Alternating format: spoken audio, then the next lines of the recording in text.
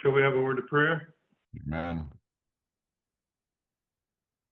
Heavenly Father, we ask for your Holy Spirit as we take time to study these truths that you're opening at this time. Ask a blessing upon the communication process here with this Zoom meeting, that you'll watch over it, to make it work well.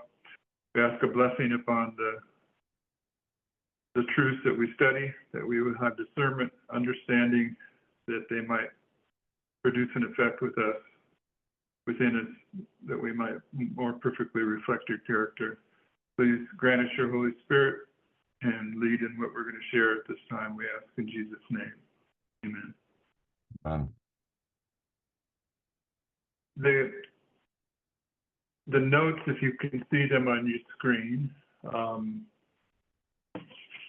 is the premise of the history that we're in at this time, and we've been referring to this passage quite a bit, but I want to put a couple things in place as we work down through this presentation.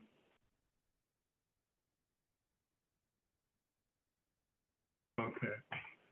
The Lord has shown me clearly that the image of the beast will be formed before probation closes. Pardon me? No, sorry. Okay. That first sentence, what I want to point out, is about the formation of the image of the beast, and that it takes place before probation closes. Of course, we emphasize that it's our great test by which our eternal destiny will be decided. And then she quotes from Revelation 13, verses 11 through 17. She left off verse 18, but this speaks to a truth about the image of the beast that I'm convinced is one of the primary things that we have to understand, that we either don't understand or we understand imperfectly, generally speaking. And it's that there are two images of the beast in Bible prophecy. And in verse 11 of Revelation 13, when the United States speaks as a dragon, it does so by passing the Sunday law, and Ellen Whitehouse's The Passage of the Sunday Law in the United States is what demonstrates that they have formed fully the image of the beast. The formation of the image of the beast is a process, and that process is complete at the Sunday Law when the United States speaks as a dragon. So verse 11 of Revelation 13 is identifying the Sunday Law in the United States, but it's also identifying when the image of the beast in the United States has been fully formed. And then verses 12 through 17 identify the work, the role of the United States to force the whole world to set up their own image of the beast. And if you're not familiar with two periods of time where two images of the beast are set up, first in the United States and then in the world, you're missing one of the main truths about the image of the beast test, because these two periods are repeatedly illustrated in inspiration. You can show the cross lining up with 1844 and 1844 lining up with the Sunday Law in the United States. Therefore, the 3.5 years of Christ's witness leading to the cross represents the witness that takes place from September 11, 2001 into the Sunday Law. And the 3.5 years of the disciples then giving a witness until the stoning of Stephen is representing the history from the Sunday Law in the United States until Michael stands up. And you remember when Stephen was stoned, he looked up into heaven and he saw the Son of Man standing on the right hand of God. They're parallel histories. These two histories, the histories of the two image of the beast test, have been typified by the 1260 days that Christ in person gave his witness, and followed by the 1260 days that the disciples gave the witness.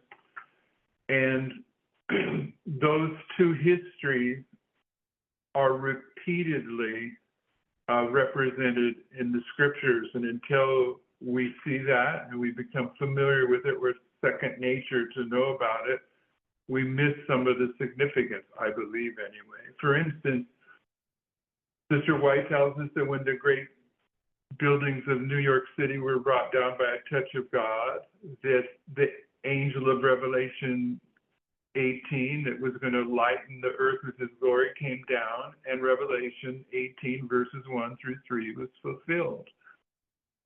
So the angel that comes down in 9/11, he continues until the Sunday law, because at the Sunday law you have the second voice of Revelation 18 in verse 4, which is calling God's other children out of Babylon.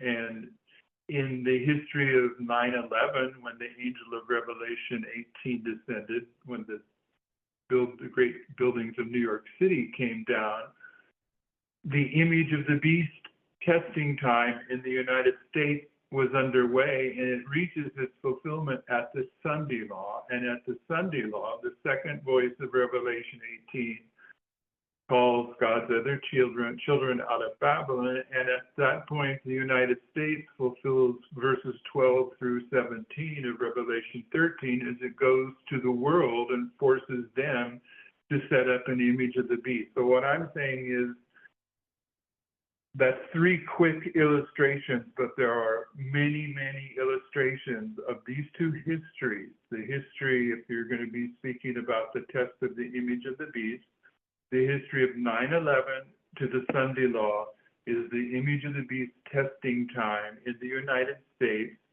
by which our eternal destiny will be decided. It is the test we must pass before we're sealed. It's our great test. And from the Sunday law, those people that have passed the test, the 144,000, they're lifted up as an ensign. And the history that unfolds then is every nation on the globe follows the example of the United States. So they have the same testing process going on in the world now that went on in the United States, and it ends when the last nation accepts the Sunday law. Then the image of the beast is fully formed in the world, and every country in the world then is under obligation to worship the Sunday as the day of rest, the world day of rest.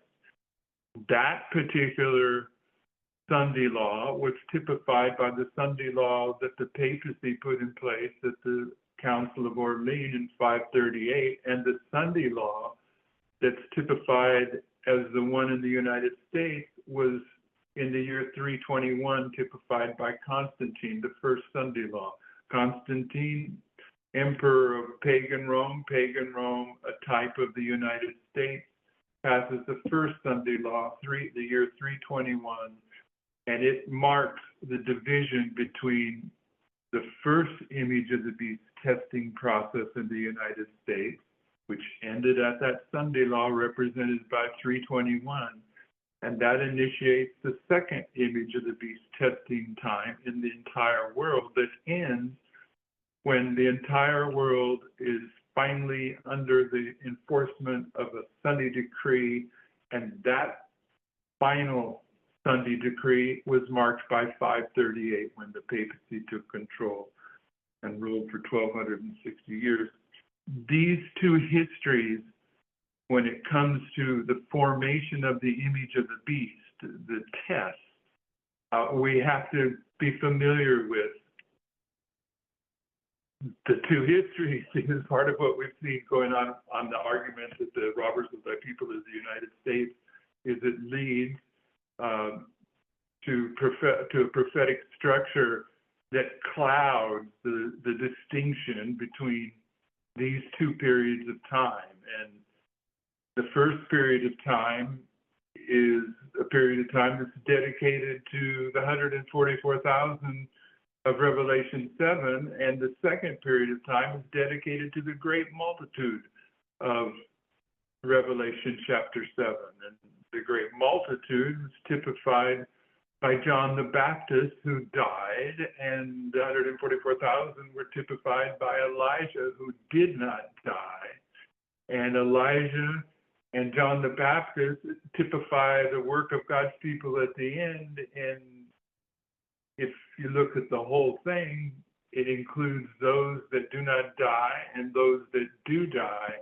And each of those two groups, represented by Elijah and John the Baptist, has a special testing period, which is the image of the beast testing time, by which their eternal destiny will be decided. So what I'm saying is, as we go down through this study today, I'm arguing that, from my understanding,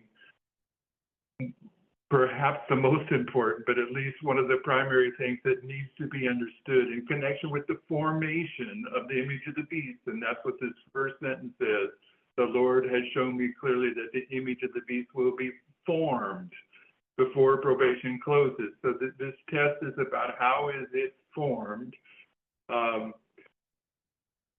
We have to understand how it's formed, not from our own private interpretation, but by how the formation of that image of the beast is illustrated in God's prophetic word, and thereafter confirmed in history.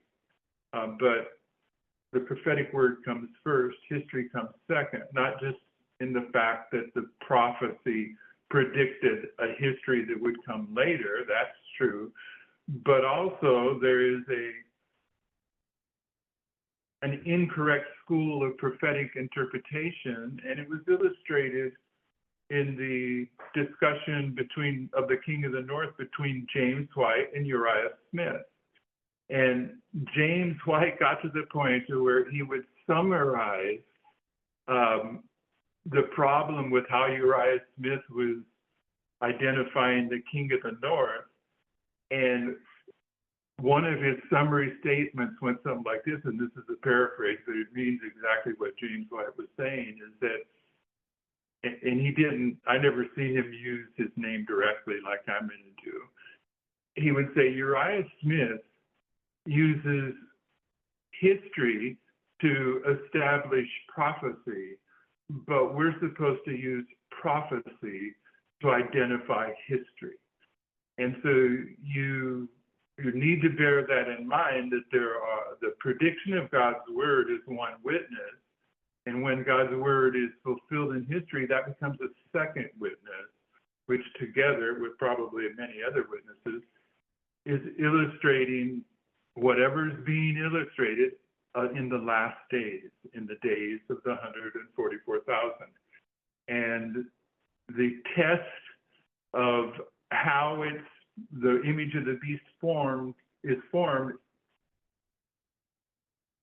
the primary foundational part of the test is that it needs to be understood from God's prophetic word. How it is formed needs to be first understood from God's prophetic word, and then history will be confirmed. The history will confirm those predictions, and that history can also then be used as another witness of its final fulfillment at the end of time. So maybe it doesn't seem like an important distinction to you right now, but I'm convinced that it is a very important distinction. That being, I'm not talking about the two image of the beast periods now, but the distinction is that to pass the test of the formation of the image of the beast, it needs to be understood that this is a prophetic test. You have to be able to understand what the formation of the image of the beast is from God's word, not from history or from your private interpretation. Sister White says this: but what is the image to the beast, and how is it formed? The image is made by the two-horned beast and is an image to the beast. It is also called an image of the beast. Then to learn what the image is like and how it is formed, we must study the characteristics of the beast itself, the papacy. And then she says, when the early church became corrupted by departing from the simplicity of the gospel and accepting heathen rites and customs, she lost the spirit and power of God. And in order to control the consciences of the people, she sought the support of the secular powers. The result was the papacy, a church that controlled the power of the state and employed it to further her own ends, especially for the punishment of heresy. In order for the United States to form an image of the beast, the religious power must so control the civil government that the authority of the state will also be employed by the church to accomplish her own ends. So we have prophetic lines that identify how church and state come together, symbols that show them together. It's a primary subject in the Bible, the combination of church and state. And then we have the fact that those predictions of the combination of church and state was fulfilled by the papal power during the 1260 years. And it was not a singular power. The beast that the papacy creates is a twofold power, with the woman ruling over the man being the civil power, the former nations of pagan Rome that were going to support the papacy during the Dark Ages. And she was the woman ruling over the man. That's what the beast of the papal power is. It's a combination of church and state. How it came together is a subject of prophecy, and it's a subject of prophecy that is identified in prophecy as life or death. So before we move from these first two quotes, the first quote, she says, our great test is the formation of the image of the beast. And then in Great Controversy, she asks the question, how is it to be formed? If, to learn what the image is like and how it is to be formed, we must study the characteristics of the beast itself, the papacy. And then she describes not just the Catholic Church, she describes the papacy as the connection between the Catholic Church and those governments of Europe that supported her. Okay, so that's what the image of the beast is, and prophecy speaks about how it was formed. And one of the classic places where it speaks how it was formed is in 2 Thessalonians chapter 2, where pagan Rome is represented by Paul as being the power that restrained papal Rome from taking the throne of the earth until pagan Rome was taken away. And that very prophetic, historic fact became the passage in the scriptures where William Miller came to understand that the daily represented pagan Rome in its relationship in Daniel to papal Rome, the abomination of desolation. And the relationship between pagan Rome and papal Rome is in Daniel 2, represented as iron and clay. In Daniel 7, pagan Rome is called a diverse kingdom, and papal Rome is called a diverse king. They're both diverse. Pagan Rome disintegrates into 10 horns, and 3 of those horns have to be removed in Daniel 7 in order for the papal horn to be put right into the structure where there was 10 horns, and now there was 8, because with 3 removed being replaced by 1, the papal horn in Daniel 7 becomes the 8th that is of the 7. In Daniel chapter 8, pagan and papal Rome are represented as a little horn. When it is pagan Rome, it's a masculine little horn. When it's papal Rome, it's feminine. So this relationship between pagan Rome and papal Rome, according to the Advent historians, is the prophetic structure that William Miller built every one of his prophetic applications upon, about the relationship between pagan Rome and papal Rome. And the key that solved that for William Miller was coming to understand that the daily in the book of Daniel represented pagan Rome, and everywhere that pagan Rome is represented by the daily in Daniel, whether it's Daniel 8 or Daniel 11 or Daniel 12, it's in relationship with the papal power, which is either called the transgression of desolation when it's mentioned in relation to pagan Rome in Daniel chapter 8, or it's the abomination of desolation when it's mentioned in chapter 11 and 12 of Daniel. Point being is this relationship between the power that restrains the papacy from being identified as a man of sin who sits in the temple of God, showing himself that he is God in 2 Thessalonians chapter 2. That relationship between pagan and papal Rome is the very place where William Miller came to understand his foundational understanding, which was the relationship between pagan and papal Rome. And he took that understanding and opened up the book of Daniel with a testing message for his generation. And so when you look at where William Miller discovered this revelation of the daily being pagan Rome, Paul in the chapter identifies that there will be two classes of worshipers that are produced by this testing truth. That testing truth being the relationship between pagan Rome and papal Rome.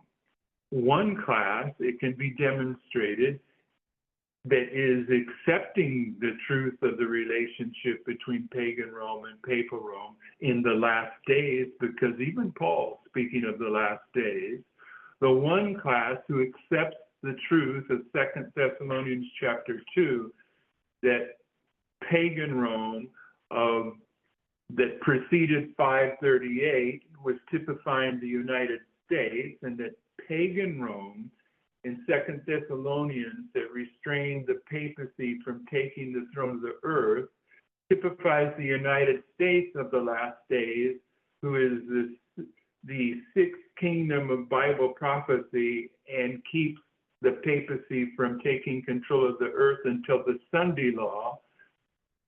That relationship of 2 Thessalonians that is illustrated by Paul as pagan and papal Rome is actually identifying with the witness of Paul's writings and the history that is represented by Pergamos and Thyatira in the book of Revelation, with the prophecy and the history as two witnesses saying that in the last days, the relationship between the United States and papal Rome is a subject that, if accepted, brings with it the latter rain, and if rejected, brings with it strong delusion. And this corresponds to the parable of the 10 virgins who wake up with a message identifying that behold, the bridegroom cometh in the parable of the 10 virgins, but it wakes up right there in the very last days that these two classes of worshipers in 2 Thessalonians wake up, one who loves the truth, and in the context of the parable of the 10 virgins, they have the oil, and the other that doesn't love the truth have strong delusion, and they have no oil. So the final test being the image of the beast includes the prophecy and the historical fulfillment of that very prophecy, as illustrated in 2 Thessalonians chapter 2, and then the history of Pergamos and Thyatira. And it produces a witness at the end of the world that says there will be a class among us who do not understand the relationship of the United States with the papal power, and they will be receiving strong delusion. But to understand it correctly means that you receive the oil, and it means that you're receiving the latter rain in that same time period. Okay, so this isn't what I'm dealing with. This is pretty much a recap of some thoughts, and then I'm going to put another recap in place, and then we'll bring this to a conclusion, hopefully at a place that you're not expecting. Not that I want to astound you with anything, but we're going to a conclusion that isn't self-evident in these initial quotes. There is nothing that the great deceiver fears so much as that we shall become acquainted with his devices. The Great Controversy 5:16. When I got personally drawn into the discussion about whether the United States was the robbers of the people or whether Rome was the robbers of thy people, I didn't know where the Lord was going to lead me, and now I know I don't know exactly where he's going to lead me. I hope he's not done leading me. But I've come over the past couple of weeks to a completely different plateau of thought about why this controversy was put in place, and it has nothing to do really with the people that hold that the robbers of thy people are the United States. It has to do with the fact that when God wakes up his people in the last days, and they have to be woke up, brothers and sisters. If you are truly a candidate to be among the 144,000, those of you that are listening on this Zoom or following it some other medium, if you are going to be a candidate to be among the 144,000, then you have to be awoken in the last days, because you're going to be fulfilling the parable of the 10 virgins. And the story of the virgins is that they all slept. And Jesus identifies death as sleep. So the illustrations of the two witnesses being dead or the dead dry bones in the valley, they're all applied at the same place, same time here in the last days. And if you're going to be Ezekiel's army, or you're going to be a Moses and Elijah in Revelation that are lifted up into heaven, or you're going to be the wise virgins, you have to be awakened, okay? So Satan knows that, and he knows that what we get awakened to, whether you understand this or not currently, is what you get awakened to when you finally wake up. And the Lord has trouble waking us up. But when you finally wake up, one of the things that you have to rub out of your eyes and get confronted with is that you are in the final test, and it is a prophetic test, and you have to pass this test individually, and it will be based upon your prophetic aptitude, period. What I just said is accurate. It's not me regurgitating some thoughts I pick up here and there. This is established by the prophetic word. When you wake up, the first thing you need to do is recognize that you are now in a prophetic test. It's the test where your character will ultimately be manifested as either a wise or a foolish virgin. It's illustrated in several lines of prophecy, okay? And one of the ways that it's illustrated is that it's the image of the beast test by which our eternal destiny will be decided. But it's illustrated in other ways where the image of the beast test isn't directly referenced, but it's still the same test, because there's only one history for the 144,000, and their final test is their final test no matter what prophetic line addresses it as. It's still the final test, okay? So, for instance, the final test for the virgins is a 3-step testing process, because the wise and foolish virgins of Matthew 25 are obviously the wise and wicked of Daniel 12. And the wise and wicked of Daniel 12 are manifested as wise or wicked based upon how they respond to the increase of knowledge that's opened up at the time of the end. And that's found in Daniel 12, verses 9 and 10. And Jesus illustrates the beginning or the ending with the beginning. And if you go to chapter 1, you see that threefold testing process with Daniel, Shadrach, Meshach, and Abednego. And their first test was that they chose not to eat the Babylonian food. And that's like the first test in the Millerite history when the angel came down out of heaven and he had a little book open in his hand. And John was told to go take that little book and eat it.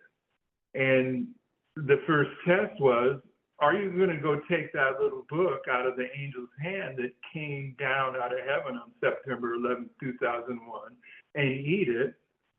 Or are you not going to eat it? Okay. If you're not going to eat it, you just failed the first test and you're not even involved with the second test. Okay. So the second test in Daniel chapter 1 is a visual test. Okay, the Melzar is going to give him time to prove whether their vegetarian diet is valid or not. And at the end of 10 days, he comes in and they look fairer and fatter than everyone that's been dining on Babylonian junk food. So they pass a visual test. And then at the end of 3 years, they're brought in before Nebuchadnezzar himself. Now, this is part of the test. Part of the test that the Lord is opening up is a requirement that we are proficient on understanding some of the basic rules of Bible prophecy. And one of the basic rules is kind of a double-edged sword, but it's this, is that symbols have more than one meaning. And whatever that meaning might be, it has to be determined by the context of the passage where it's found. Symbols have more than one meaning.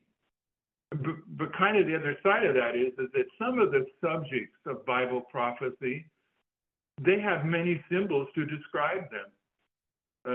The more important they are, the more symbols they have. Look at how many ways that Christ is symbolized in the scriptures. It's endless.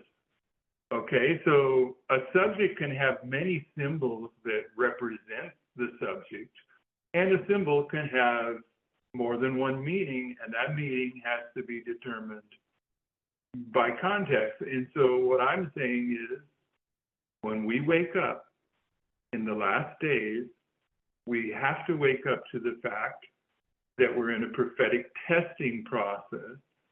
And one of the prophetic tools that we have to be confident in, be able to put faith in, is that symbols have more than one meaning, and that some subjects are symbolically represented in a variety of ways.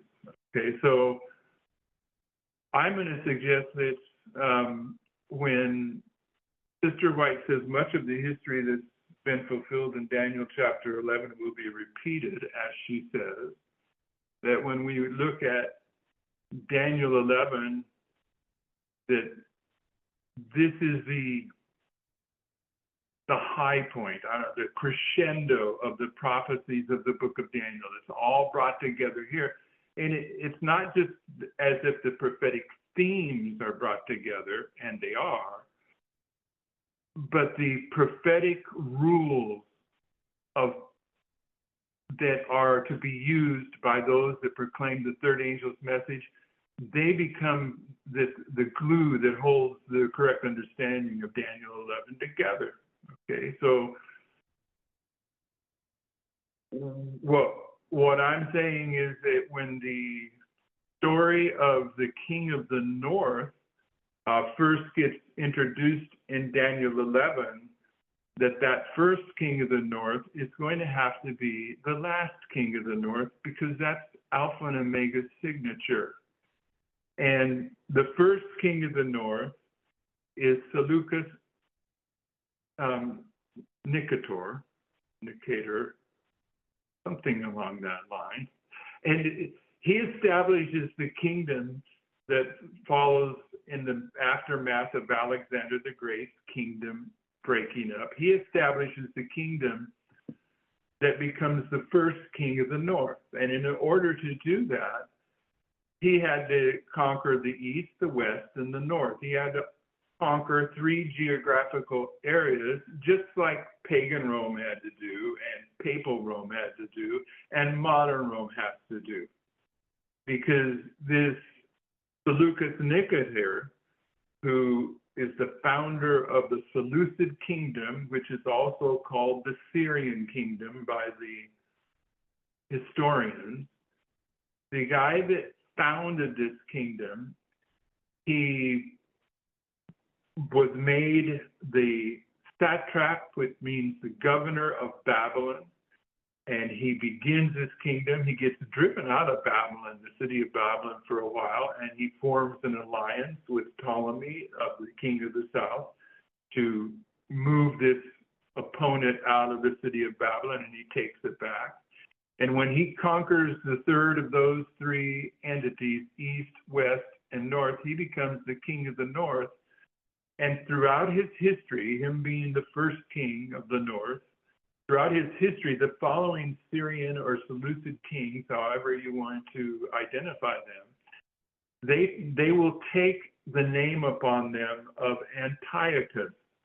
And the reason they do that is sort of to honor Seleucus, the first Seleucus Nicator, the first king, but more importantly, it's to honor Seleucus' father, Antiochus, who was a high-ranking official in the kingdom of Alexander the Great. So it's important to see that in the Seleucid Empire, that it was founded by a descendant that came out of the Greek dynasty, and that they become the first governor of Babylon, and therefore would be representing modern Babylon at the end of the world, and that they were a son that establishes this kingdom of a father who was so revered that the kings that followed on through history took the father's name, Antiochus. And in doing so, they're paralleling the name Antichrist, of which it can be shown that Sister White refers to Satan as the Antichrist, but she also refers to the Pope, the papacy, as Antichrist. So the kingdom of Seleucid, when they're taking the name Antiochus down through their history as one of their names as the king that was then ruling, they're paralleling these popes that take their popish names and become the Antichrist, the proxy Antichrist of the Antichrist Satan. And this is illustrated in the line of the Seleucid kingdom with the Antiochus. So I know that you've probably read these before, but I'm going to read these definitions of Antiochus as we go forward. Anti, this prefix generally means against or opposite, but in names, it can also suggest in place of or corresponding to. So when you're talking about the Antichrist, Satan is against, he's the opposite prophetically of Christ, and he's the Antichrist. But when you're talking about using it as a name, it also can mean in place of. And Satan, through the Pope of Rome, who is also the Antichrist, claims to be standing in the place of Christ with the ability to forgive sins. Now, the other part of Antiochus is okos. This part of the name comes from the Greek verb echo, meaning to hold or to possess. The suffix okos is often associated with holding or maintaining something such as power or a position. Thus, the name Antiochus can be interpreted to to mean maintaining a position. So these, prophetically, Antiochus becomes a symbol that's typifying the Antichrist. And with the Antichrist, you have Satan as the number one Antichrist, and the popes are his proxy Antichrist down through history. With the Syrian kingdom, you have Antiochus, who had been a leader in the kingdom of Greece, and the kingdom of Greece is the worldwide kingdom, and the worldwide kingdom is the kingdom of the dragon. So Antiochus, the father Antiochus, had been in the dragon kingdom, and his son establishes a kingdom that is the king of the north, the kingdom of the north, and its capital is Babylon. And the kings that follow after his sons, many of them take the name Antiochus to give honor to the king's father, who is the dragon, because in Revelation 13 it says, if you worship the beast, you're worshiping the dragon. It's all very detailed and lined out that these Antiochuses in this history are representing a proxy, as the popes are the proxy to Satan. They're representing a proxy of Seleucus' father, Antiochus. Anyway, let's move on. Satan is against Christ and has sought to stand in place of Christ. He attempts this through a proxy, the Pope of Rome. The determination of Antichrist to carry out the rebellion he began in heaven will continue to work in the children of disobedience. This is clearly calling Satan the Antichrist. He's the one that initiated the rebellion in heaven. Antichrist is both Satan and the Pope, who is Satan's earthly representative. To secure worldly gains and honors, the church was led to seek the favor and support of the great men of earth. And having thus rejected Christ, she was induced to yield allegiance to the representative of Satan, the Bishop of Rome. The representative of Satan, the Bishop of Rome, is one of those symbols in the scriptures. It's one of those subjects in the scriptures that has many symbols. Just in 2 Thessalonians, this Bishop of Rome, who is the Pope of Rome, who is the representative of Satan, who is an Antichrist. In 2 Thessalonians, Paul says he's the mystery of iniquity. He's the man of sin. He's that wicked. And I may be even forgetting one in there, but just in 2 Thessalonians chapter 2, there's 3 names that symbolize the Pope of Rome at the end of the world, because the substance is the last days, the shadows are the symbols that precede the substance. They are the types that precede the Antichrist and the antitype. So we have to become familiar with this reality that symbols have more than one meaning, and that some subjects have more than one symbol, which is the man of sin, is a form of Antichrist. In the days of the Apostle Paul, the Thessalonian brethren were laboring under the erroneous impression that the Lord would return in their day, and Paul wrote to correct this false impression, stating what events must transpire before the Advent could take place. Very clearly, Sister White, although she's talking about how Paul was relating to the Thessalonian church in that history, she's saying directly, he's marking out events that take place before the Advent. This is the last days. Most certainly, this was fulfilled in the centuries that led to 538. It was fulfilled then as well. But it's simply another witness of the last days. He declared, let no man deceive you by any means, for that day shall not come except there come a falling away first, and that man of sin be revealed. Now what it's saying, before we move on, the day that isn't going to come is the second coming of Christ. Let no man deceive you by any means. The second coming of Christ isn't going to happen until there's a falling away first and the papal power is revealed.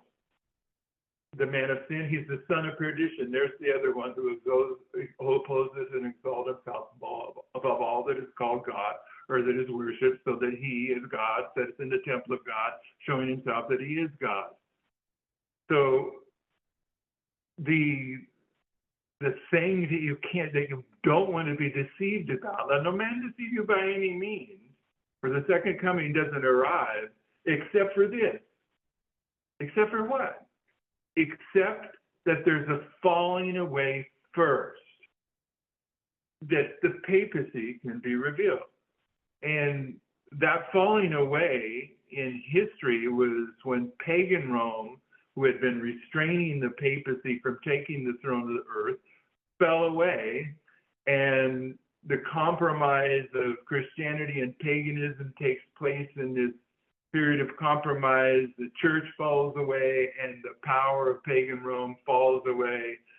And that is an illustration of the last days, and a symbol of the United States in the last days is pagan Rome, and therefore let no man deceive you by any means, for the second coming doesn't take place except the United States falls away.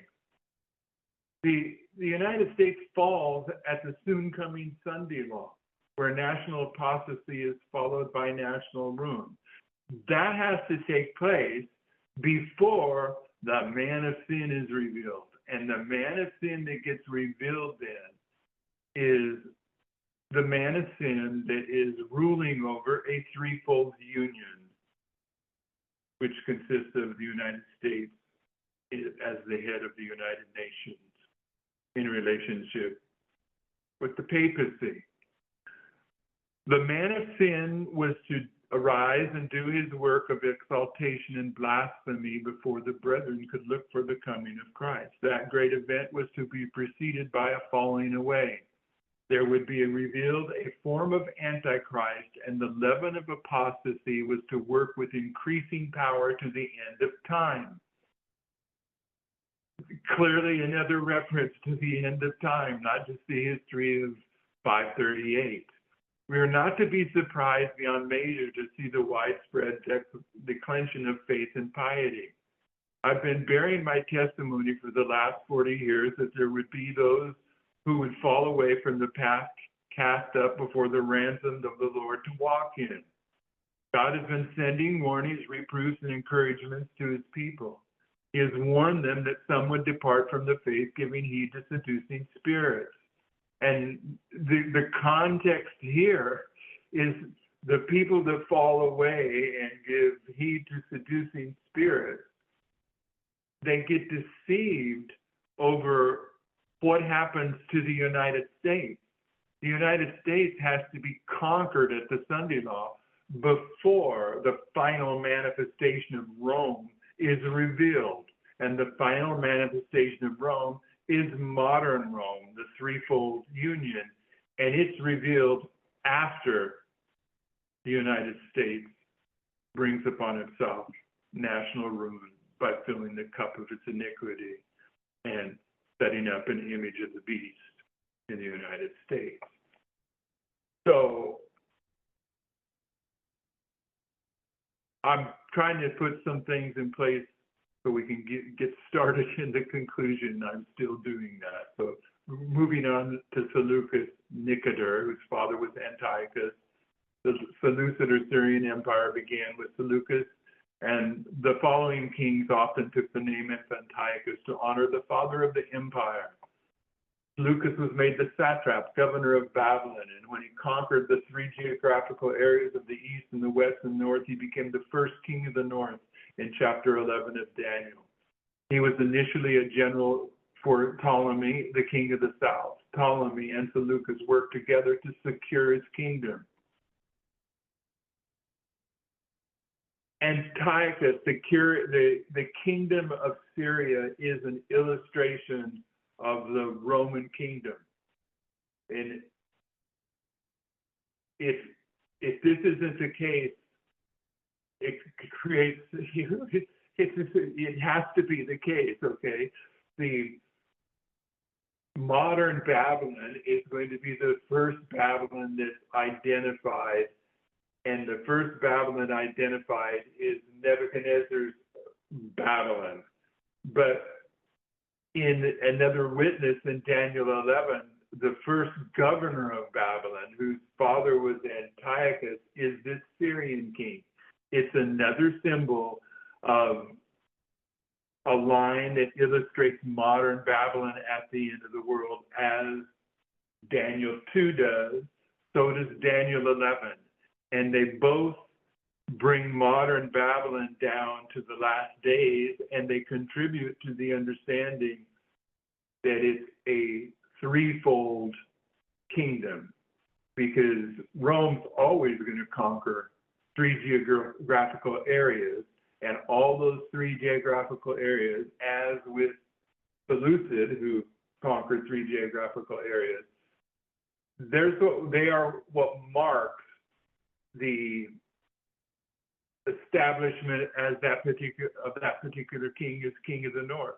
They have to conquer those three geographical areas. So when the threefold union takes place at the Sunday law, the king of the north is the one who is in control of that threefold relationship. He is the king, he is the head, and he has to be typified by not only Nebuchadnezzar and Babylon, the head of gold, because the beginning is always going to illustrate the end, but he also has to be typified by this first Syrian king, who was the governor of Babylon, and all the characteristics that are in the Syrian kingdom align with the characteristics of Rome. I considered the horns, and behold, there came up among them another little horn, behold, before whom there were three of the first horns plucked up by the roots, and behold, in this horn were eyes like the eyes of a man, and a mouth speaking great things. Daniel 7:8.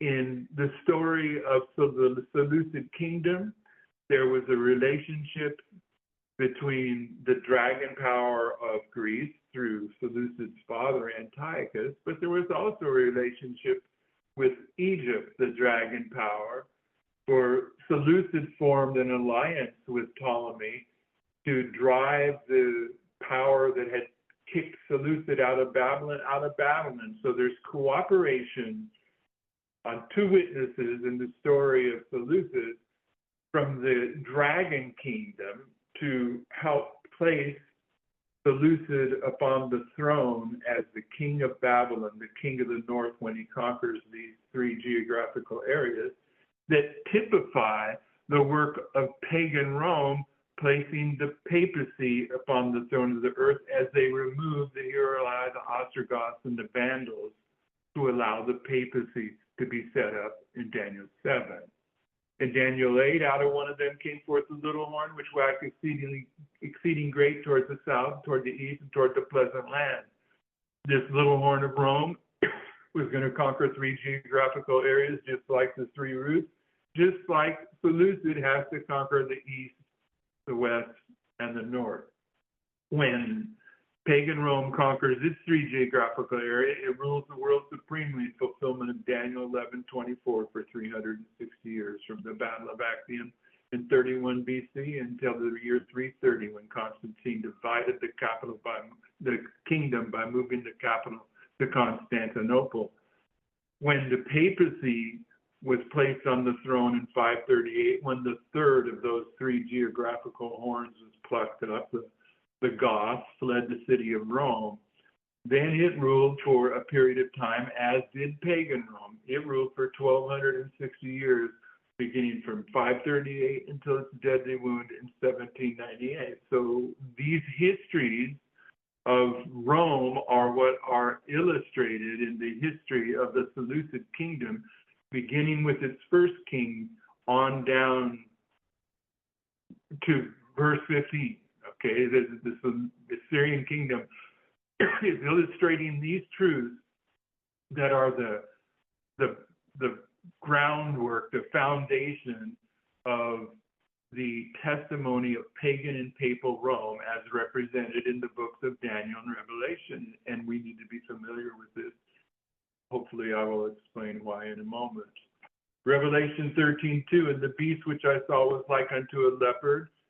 This is, and his feet were like the feet of a bear, and his mouth is the mouth of as a lion. This is the papal beast. Sister White directly says so. And the dragon, that's pagan Rome, chapter 12. The dragon of chapter 12, Sister White says, is Satan, but in a secondary sense, it's pagan Rome. The dragon in chapter 12 is pagan Rome, and it moves into the next power, papal Rome, that is going to rule for 1,260 years.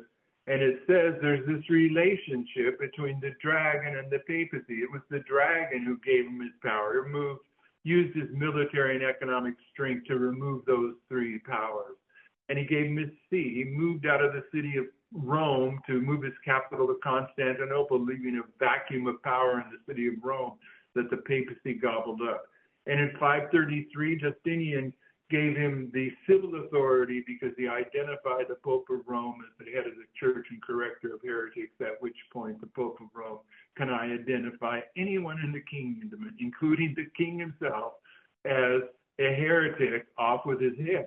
Okay, so the support between pagan Rome and the papacy, placing it on the throne of the earth, was illustrated in the support that was given from Ptolemy to Seleucid to drive this other power out of the city of Babylon. I've forgotten the guy's name at this time. And it's also referencing the support that comes from the connection of Seleucid's father Antiochus with Alexander the Great's kingdom, which is also a dragon kingdom. So it's got two witnesses that there was a philosophical support given in the story of Greece and military and economic support given from Ptolemy to parallel and typify the work of pagan Rome, placing the papacy on the throne of the earth. And of course, all these are illustrating the end of the world. In verses 10 through 15, you have the same Antiochus. This is still review, still trying to get to where we can get to our conclusion. And verse 10, pivotal verse, much to say about verse 10, but this is the beginning of the Fourth Syrian War, and it is being carried out by Antiochus III Magnus. And the next war, verse 11 and 12, and then the third war or battle, verses 13 to 15, they're always Antiochus III Magnus, the same guy each time. And you can show that verse 10 with the witness of Isaiah 8, not popping into my head right now, 8:8, I think, and then Isaiah 8:8 and Daniel 11:40 are two verses that correspond to verse 10 of Daniel 11, which is this Fourth Syrian War, where Antiochus Magnus gathers up the geographical area that had been taken from him previously in 1798. Okay, so Antiochus, there's much to say about it. What I have to say is that Antiochus here, verse 10, is typifying the chariot, ships, and horsemen of verse 40 of Daniel 11. And the chariot, ships, and horsemen are representing the United States and what it contributed to this secret alliance with the Antichrist, Pope John Paul II, was military and economic strength as represented by ships, the economic strength, and horses and chariots are the military strength. Verse 10 is verse 40, is Isaiah 8:8, and therefore verse 10, Antiochus Magnus, is the proxy army of Rome which was Ronald Reagan in the United States in verse 40.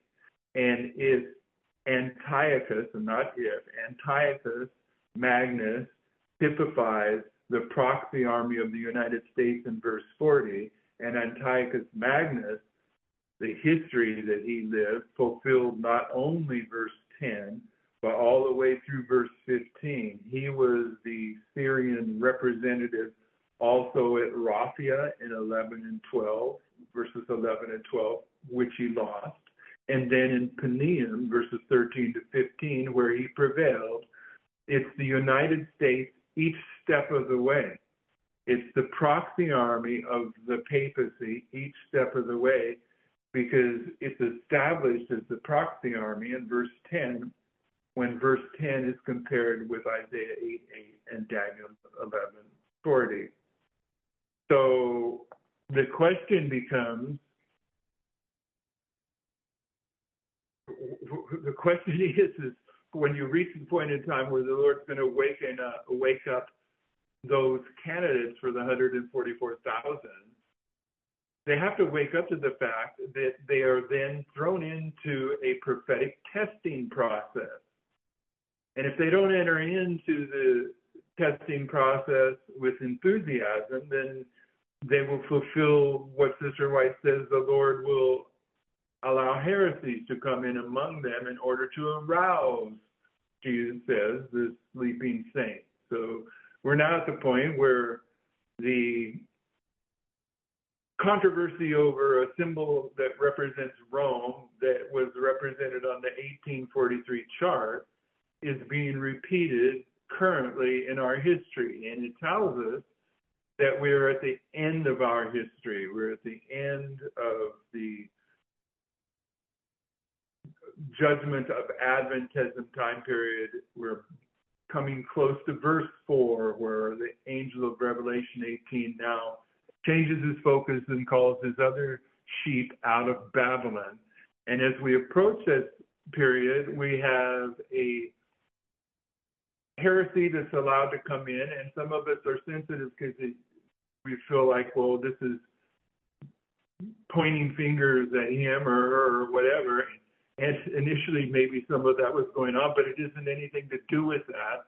It is that the Lord wants us to dig deeper and awaken to the lines of prophecy that he is now unsealing that fit into the hidden history of verse 40, and awaken to those lines of truth in such a thorough way that they pass this final prophetic test that is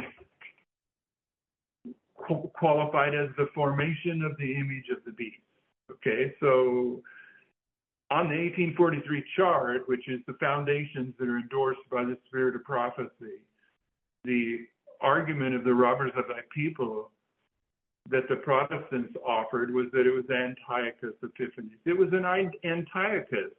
And therefore, if it was an Antiochus, the real fulfillment of it is that it's a symbol of the United States.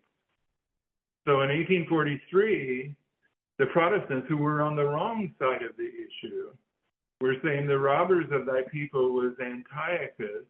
And now that this history of the first controversy is identifying that we're in the last controversy, the argument is that the robbers of thy people is the United States, which the United States is an Antiochus, and the Protestants in the beginning said, yes, it's Antiochus Epiphanes. It's the identical argument. Okay, now this is the first and the last. This is the signature that Christ began to dwell upon repeatedly after July 2023, is this emphasis that Jesus illustrates the end from the beginning. So you gotta, what I'm saying is the prophetic test isn't to be correct that the robbers of thy people is Rome, and instead of being incorrect, saying it's the United States. That's not the issue. The issue is to understand that you need to follow the prophetic logic that sustains this truth. The Protestants in 1843 said that the robbers of thy people were Antiochus Epiphanes. And Antiochus Epiphanes, you just get rid of his name Epiphanes because he just becomes a symbol. And the symbol from the Syrian kingdoms is that the Antiochus was honoring their father. And the Antiochus was a word that was symbolizing the Antichrist. And the popes, as an Antichrist, are honoring their father, who is the devil. So when you go to the Antiochuses, who are typifying the popes, the Antichrist, then you see that they take that name upon themselves to honor not someone from the Syrian kingdom, but a leader in the Greek kingdom, which was a dragon kingdom, a worldwide kingdom. They're honoring their father, the devil, the same way the popes are honoring their father, the devil. And it's only seen by those that have the aptitude to understand that these symbols are valid when they're interchanged in this way if the context that you're interchanging them sustains that application, and it does. And I'm sorry if I'm getting too wordy for you to follow, but you need to follow this. Currently, the argument is that the robbers is the United States, and in reality, the Antiochus of verses 10 through 15 is a symbol of the proxy army of the United States. And Antiochus is the United States. The Protestants in 1843 says it was Antiochus. But the grammar, this is a new power in verse 14. It can't be Antiochus Magnus. It's a new power. It's Rome. So that's the first and the last of these lines of prophecy that are identifying the testing process that the 144,000 wake up to. And they have to wake up and realize that they're in a testing process, and they're in the testing process, and in Daniel chapter 1 is the final testing process. This is the test they must pass before they're sealed. And in Daniel chapter 1, they're taken in before Nebuchadnezzar. Who's Nebuchadnezzar? Well, Nebuchadnezzar in Bible prophecy, he's Babylon. He's the head of gold. Daniel told him, thou, O king, are the head of gold. So Nebuchadnezzar is a prophetic symbol, and he's a symbol of the king of the north.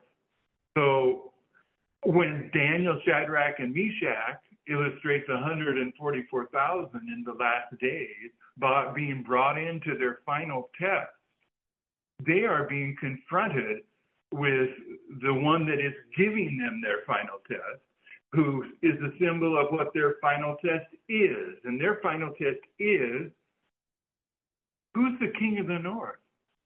Who's Rome? Who's modern Rome at the end of the world? Nebuchadnezzar is a symbol of modern Rome at the end of the world.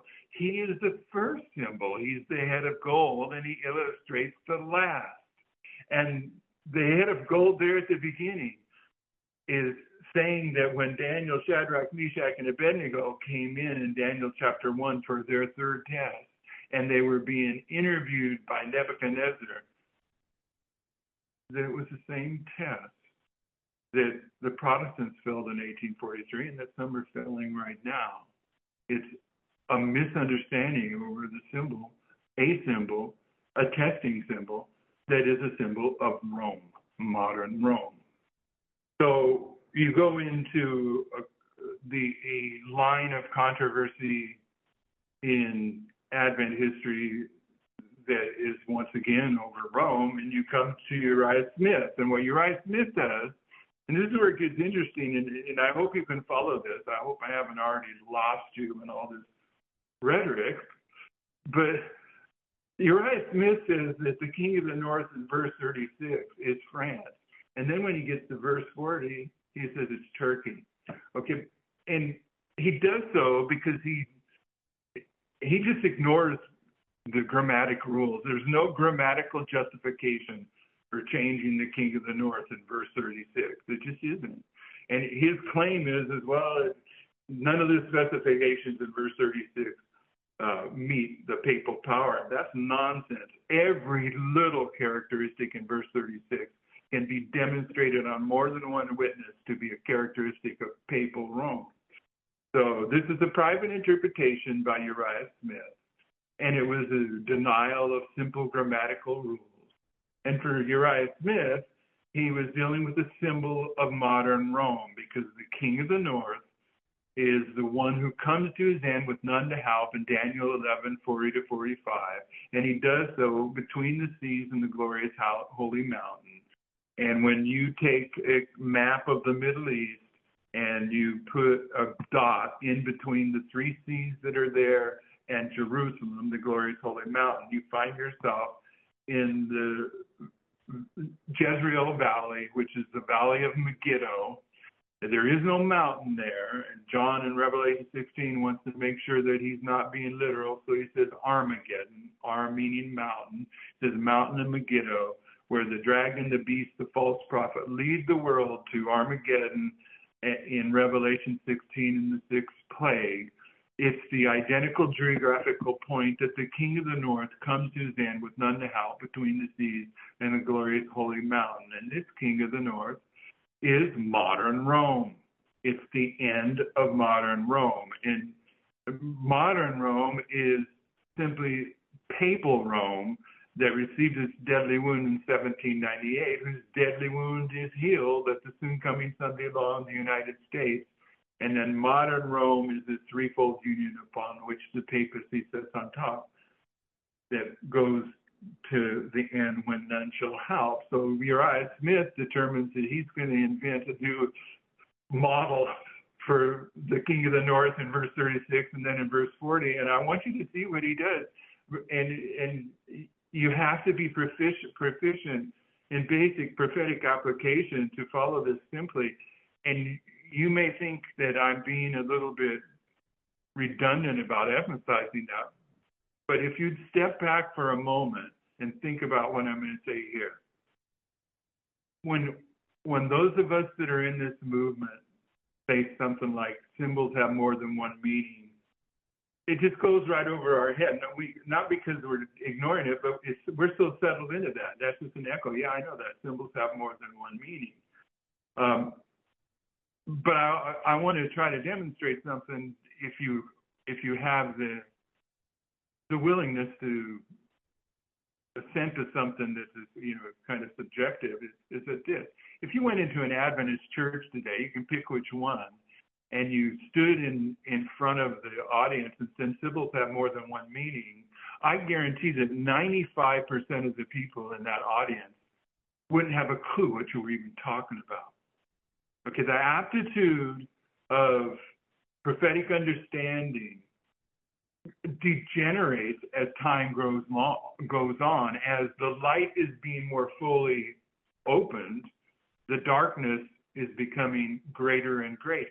Okay, and this may seem redundant that I'm putting such an emphasis on the fact that symbols have more than one meanings and that some subjects are symbolized by a variety of symbols. It may be redundant sounding to those of us who follow this message, but the reality of it is this is stuff that most Adventists can't even understand.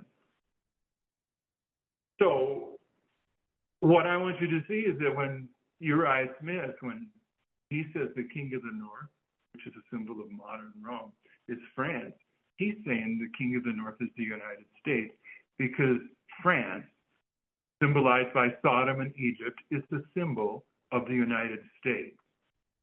Okay, and if you've read the articles, you will have read some articles that are going to go more into detail with what I'm going to say. But where we started in this presentation, I made a point, and I meant it, but it go back to the very beginning.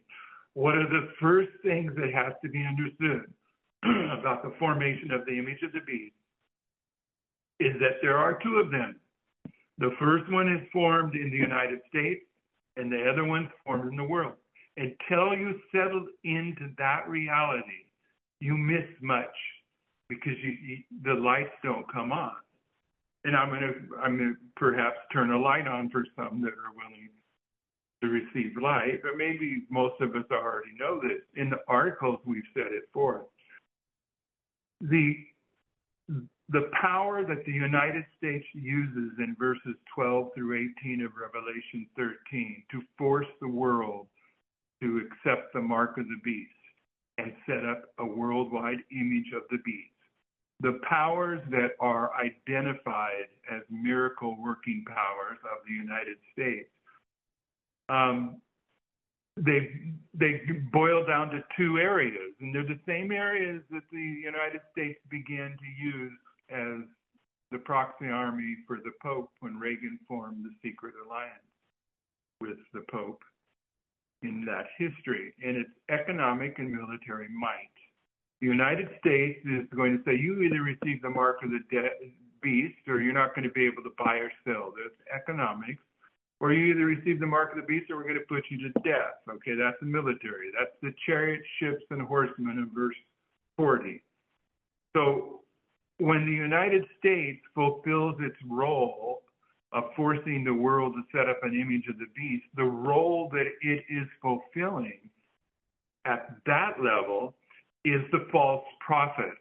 And it's clearly emphasized in Revelation 13, because in verse 13, Revelation 13, rebellion, you have Satan appearing as an angel of light, calling fire down out of heaven.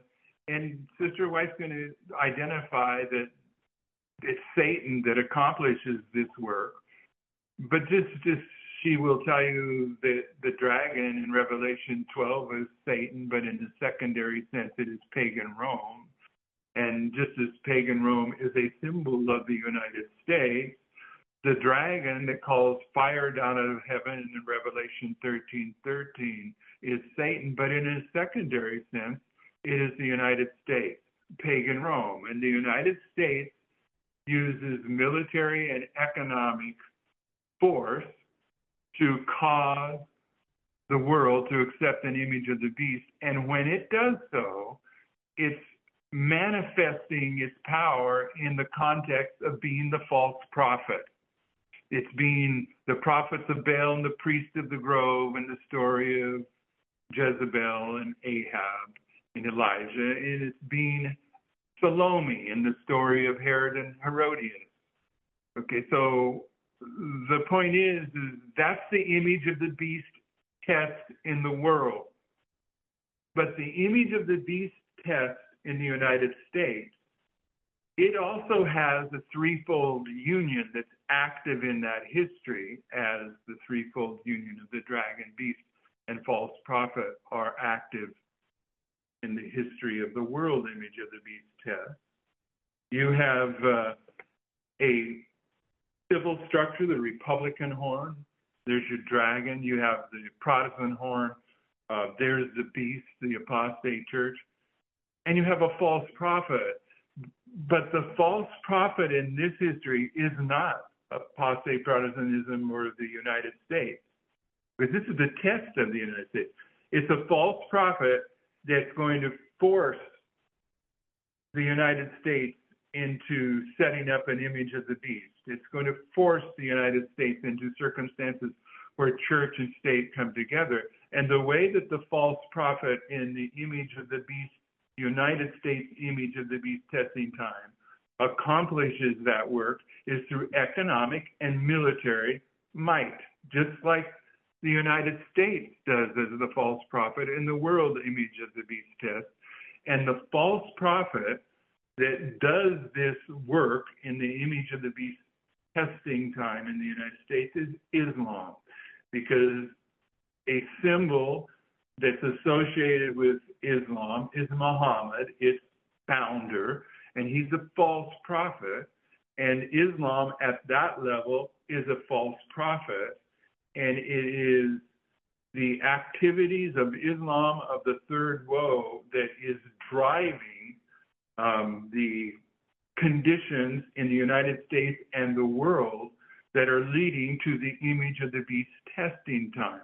It's doing so by military activity, like it's going on in the Middle East right now, or it has gone on since 9/11 with the activities of Islam, and it's doing so with economic fallout that comes from those circumstances. And it's also raised a philosophical challenge as it divides the Democratic, so-called Democratic Party over whether they're anti-Israel or anti-Muslim. It is what has cut the guts and the strength out of the Democratic Party to put them in a position when the judgments force the Republican Party to move forward with implementing a church-state relationship and martial law. The Democrats are they're being gutted right now of any power that they would have to resist that if they wanted to. And what is doing that to them as much as anything else is the various fallouts that are being accomplished by Islam. And Islam of the second woe is its capital. Well, it was the Ottoman Empire, and they called them the Ottoman Turks. So when Uriah Smith says, no, the king of the north is not modern Rome at the end of the world, in verse 36, it's France, he's saying, no, the king of the north at the end of the world is not papal Rome, it's the United States. And in verse 40, he says the same thing, only he says it's the false prophet Turkey, which is the United States. He's got two representations, if you understand that symbols have more than one meaning. They're interchangeable. And they are established by context. Therefore, maybe you can see now that by context, the controversy that's on the 1843 chart that we're repeating now was also the controversy of Uriah Smith and James White. And the only variation was that instead of calling the symbol of Rome the robbers of thy people, with Uriah Smith, it was the king of the north, which is a symbol of the robbers of the people, which is a symbol, either way you look at it, as modern Rome. And the Protestants and those of today that are saying, no, it's Antiochus, they're saying, no, it's not modern Rome, it's the United States. And Uriah Smith was saying, no, the king of the north is not modern Rome, it's France, it's the United States, it's Turkey, it's the United States. It's the identical argument. And because it's the identical argument of these controversies over who establishes the vision in Advent history that are all lining up with this final controversy, it's showing that the context is this very subject. What do I mean by that? I mean, the context is that all the virgins sleep, and when they wake up, the wise virgins have to wake up to the fact that they're in a prophetic testing process. And when they don't wake up, they realize the Lord allowed a heresy to come in, and he allowed the heresy to come in to force them to study deeper. And when they begin to study deeper that very controversies that they were in, they're finding out that the context for this final discussion is Nebuchadnezzar. It's the king of the north. It's the robbers of thy people. It's the same subject, and the people that are on the wrong side of the issue are claiming, no, that symbol is the United States. In just after September 11th, there was people that joined to this movement, and the reason that they joined to this movement is illustrated by the recorded history of August 11th, 1840, where Sister White says, when the rules of prophetic interpretation adopted by Miller and Associates were confirmed, that's a paraphrase, multitudes joined the Advent movement. And the strength of the prophetic testimony of line upon line that was put into the public arena after September 11th, 2001 that demonstrated that there was a movement that was now active that is repeating the Millerite reform movement. There was a bunch of people that joined with the movement the same way the bunch of people joined with the Millerite movement when the angel of Revelation 10 came down, typifying 9/11, when the angel of Revelation 18 came down. Shortly after that, because of the emphasis upon the role of Islam prophetically at 9/11, there was a group that parted ways from this movement over Joel, and what they were doing is having a controversy over who the insects in the first 6 verses of Joel were. Were they a symbol of Rome that over the 4 generations of Adventism destroyed Adventist theology? That's what those insects were, the 4 generations of Adventism, and the destruction that was brought about from 1863 onward as Adventism progressively drank of the Catholic and apostate Protestant theology, as did the disobedient prophet who went and rebuked Jeroboam for his 2 for the idols that he set up in Bethel and Dan, but then didn't follow the directions to not go back, and he went back and he ate with the false prophet of Samaria.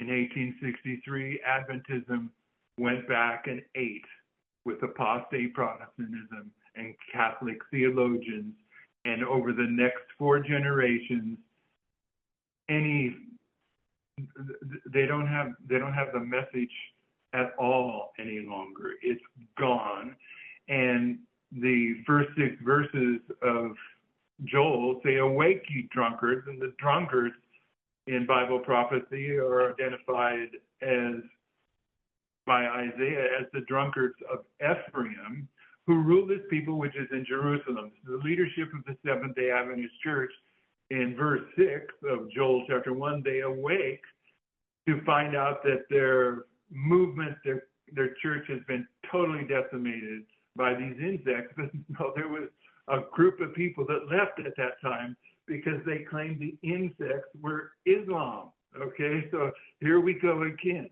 Here's a symbol of Rome that you need to be clear about. You need to know who the king of the north is. You need to know who the robbers of thy people are. And you need to know who the Antichrist is, because all those that become confused on the meaning of Antichrist will ultimately end up on the side of Antichrist. This we've been told. So here's a movement that has a controversy over a symbol of Rome, the insects, and they're claiming it's Islam. And once again, Islam is the false prophet. Islam is the United States. It's the identical argument. That's 4 witnesses for any who wishes to see. Now, there's the other lines that we looked up, and I'm almost to the conclusion here. The other lines that we've looked at as we went through these articles about establishing the vision are different, but they're the same. Okay, they're the same line upon line. You get to put them on there, but 4 of those lines, brothers and sisters, 4 of those lines are saying that the symbol that's that there's a controversy over is modern Rome every time, and modern Rome is papal Rome in charge of a threefold union. And 4 of those 6 lines say that the people that are on the wrong side of the issue, they identify the symbol as the United States, one way or another, through symbolism. That's why I'm saying, to follow this, you got to have a confidence in how you apply symbols, or you get bogged down and get confused. We need to be at the aptitude level where we can follow these things. And what I'm saying is, because the context of these 6 lines is the same context, it's always a controversy over a symbol of Rome.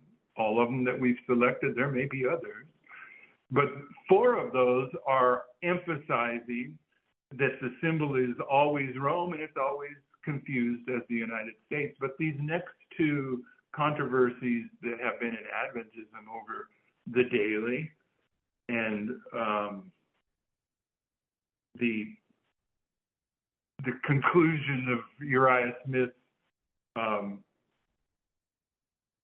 false prophetic structure are emphasizing not so much the symbol of Rome being upended by a symbol of the United States. That what they're emphasizing is the relationship of the United States to papal Rome. And that relationship is provided by 2 Thessalonians chapter 2 and the history that fulfilled it, and Revelation 16, the sixth plague, and the context that's in there. And in 2 Thessalonians chapter 2, Paul is identifying that pagan Rome has to fall away before papal Rome is established. And lots of witnesses to this history. The one I've already referred to today is the relationship of the Pergamus church to the church of Thyatira. Thyatira's papal power, Pergamus is pagan Rome. All those histories are speaking about the United States falling away before the papacy takes the throne. And it's in 2 Thessalonians where Paul says, if you don't love this truth, and the context of that chapter is, if you don't love the truth that describes the relationship between the power that restrains the papal power from being revealed and ultimately falls away and establishes the papal power as the ruler, if you don't understand that relationship, then it's evidence that you do not love the truth and you will therefore receive strong delusion.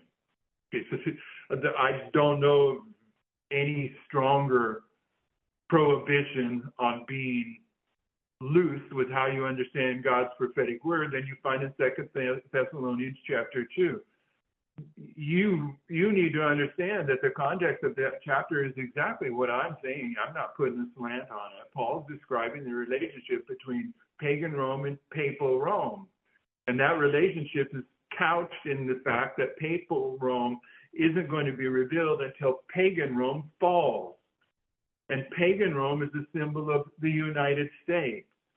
And modern Rome at the end of the world is papal Rome in its threefold form, and it will not be revealed until the fall of the United States. If you don't love that truth, then you're not loving the truth that is representing the relationship between pagan and papal Rome. You're going to receive strong delusion.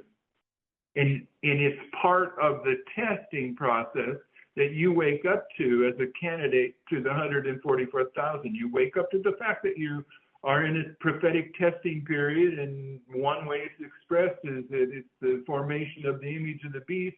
And as you dive into the subject of the image of the beast, you realize there are two manifestations of the image of the beast, one in the United States, one in the world.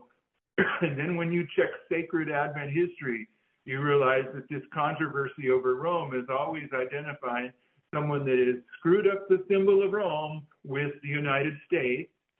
And now 2 Thessalonians is saying the other component to that testing process that you must see if you're not going to receive strong delusion is the relationship, prophetic relationship between the United States and the Roman Catholic Church at the end of the world.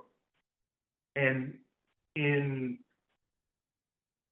the daily of Daniel, you have this whole controversy set forth. And in the sixth plague, you have this whole controversy provided a second witness. Because in the sixth plague, probation's already closed, and there's a verse in the sixth plague that says, blessed is he who keepeth his garments. Your garments are secured before probation closes. The only way to understand that blessing is to understand that there is a truth about the dragon and the beast and the false prophet that lead the world to Armageddon in the sixth plague. There's a truth associated with the sixth plague that you need to understand before probation closes. And the test that you need to understand before probation closes is the prophetic image of the beast test, how the image of the beast is formed. So because all the last final tests are the same test, you have the prophetic approval to take the story of Revelation 16's dragon, beast, and false prophet leading the world to Armageddon with the accompanying pronouncement that blessed are you that keep your garments. Blessed are you that don't lose your garments, that you don't receive strong delusion by not understanding the relationship of the dragon, the beast, and the false prophet, thus providing a second witness to the relationship that is emphasized by Paul in 2 Thessalonians chapter 2 between pagan Rome and papal Rome. If you receive strong delusion, you lose your garments. And you receive your strong delusion before probation closes, because you receive your strong delusion in the final test, which is the formation of the image of the beast that you must pass before probation closes. Okay, then in your notes, Daniel chapter 1, I've already went over that. It's the first and the last. The three-step testing process. Daniel's test is represented as the test over Nebuchadnezzar. And Nebuchadnezzar is an image of modern Rome. The 144,000 as illustrated in Daniel chapter 1 are identifying that the final test for the 144,000 is a prophetic test over who modern Rome is. And in the hidden dream of chapter 2 of Daniel, it's the dream of the image of the beast. It's a life or death, a consequence. You either understand that dream, as Daniel came to understand, or you're going to die. This dream is under a death decree. It's right before probation closes prophetically. And Daniel, Shadrach, Meshach, and Abednego are metaphorically awakened to the fact that they're in a prophetic test. They don't even know what the test is, let alone how to explain the test. And they turn to the Lord in prayer, and the Lord reveals the truth about the test.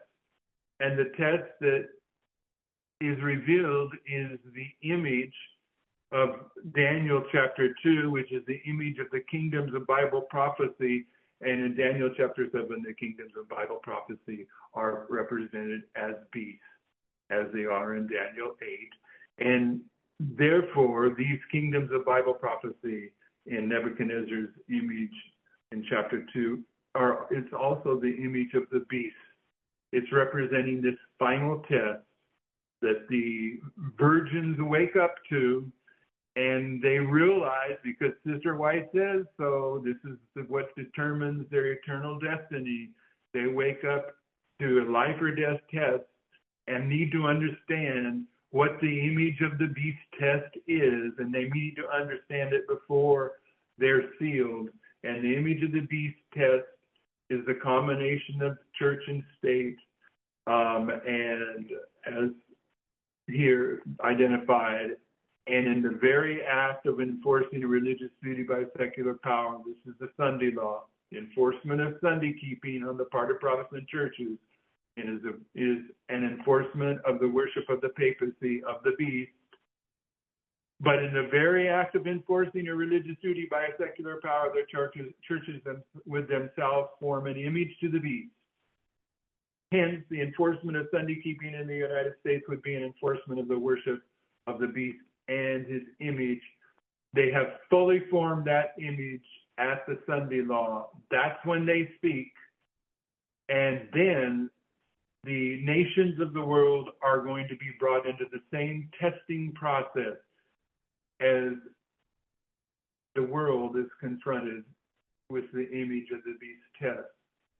As now we're in verse 11, the United States speaks as a dragon at the Sunday law. It has just fallen. National apostasy is followed by national ruin. And the papacy has just entered into the glorious land of verse 41, and many shall be overthrown, but these shall escape his hand. Once he's fully disconnected from righteousness, the United States exercises all the power of the first beast before him, and there's been some twist put on that.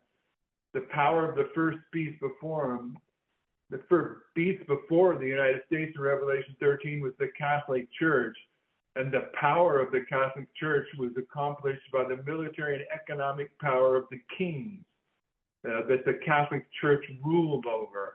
And it's the same power that the United States is going to exercise, the economic and military might, which is its attribute as we speak. And he exercises all the power of the first beast before him. Doesn't mean that he is the first beast.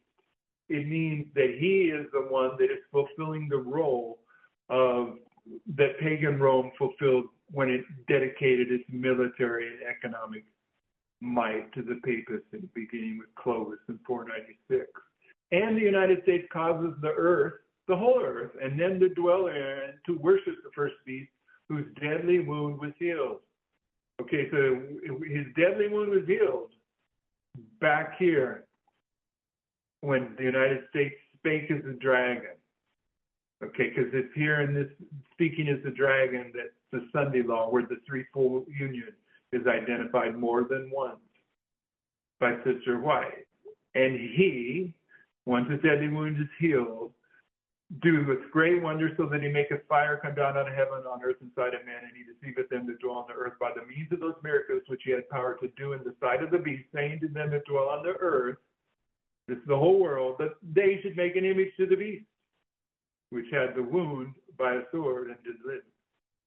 And he had power. Who? The United States had the power. What kind of power? Economic, military might, to give life to the image of the beast, that the image of the beast should both speak. The speaking of a nation is an action of its legislative and judicial authorities.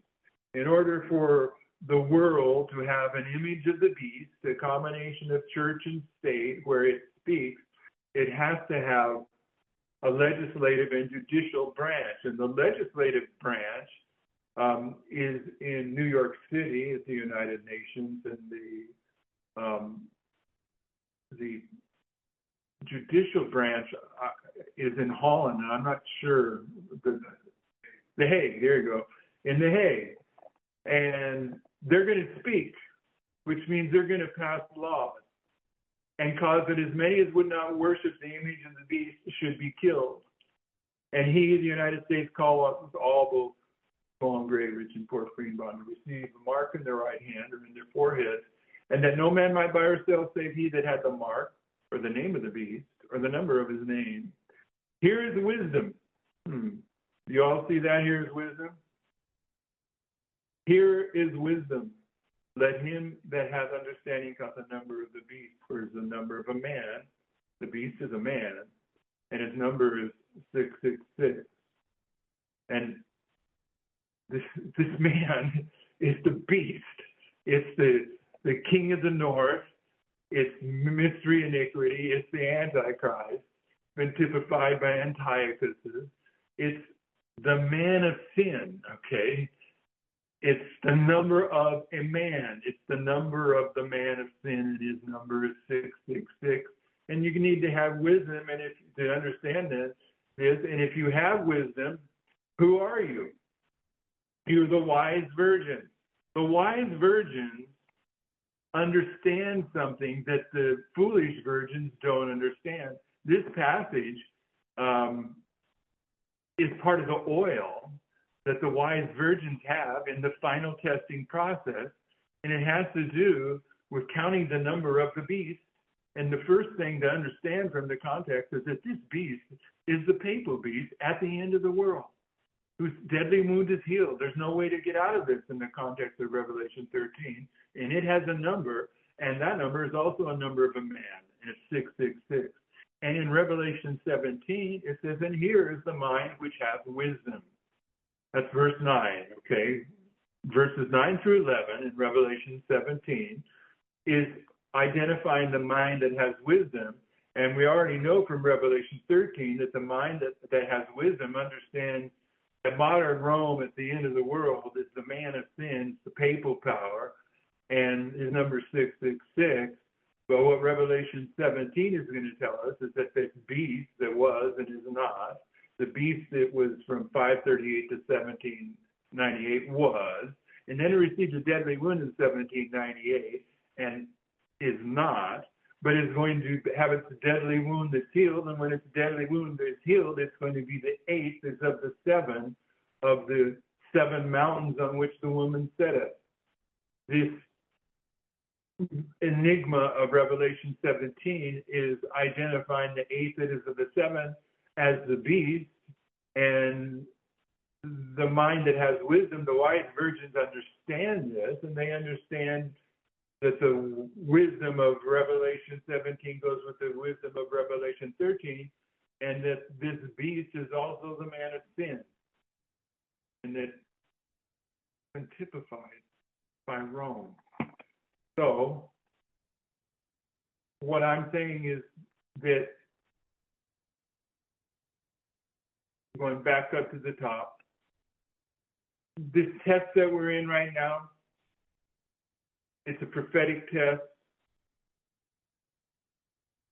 and this final controversy has been allowed to come in order to acquaint us with the reality that anywhere you look at it, it is a prophetic test, and that the only way we can rightly divide the word of the truth in this history is by accessing and employing the rules that have been given to us in such a fashion that we have enough confidence in them that we can use those rules while exercising faith. Okay, because there's some of us, I know there's some of us that understand these things intellectually, but we really couldn't prove it from the Word of God. And I'm not trying to speak down to anyone. I'm just identifying the facts of this period of time. In this period of time, the 144 candidates to be the 144,000, they wake up. And what they awaken to is that they are in the middle of a prophetic testing process. And the Lord reveals through his prophetic word all this information about this prophetic testing process that they must assimilate rapidly if they're going to have the oil that they need when probation closes.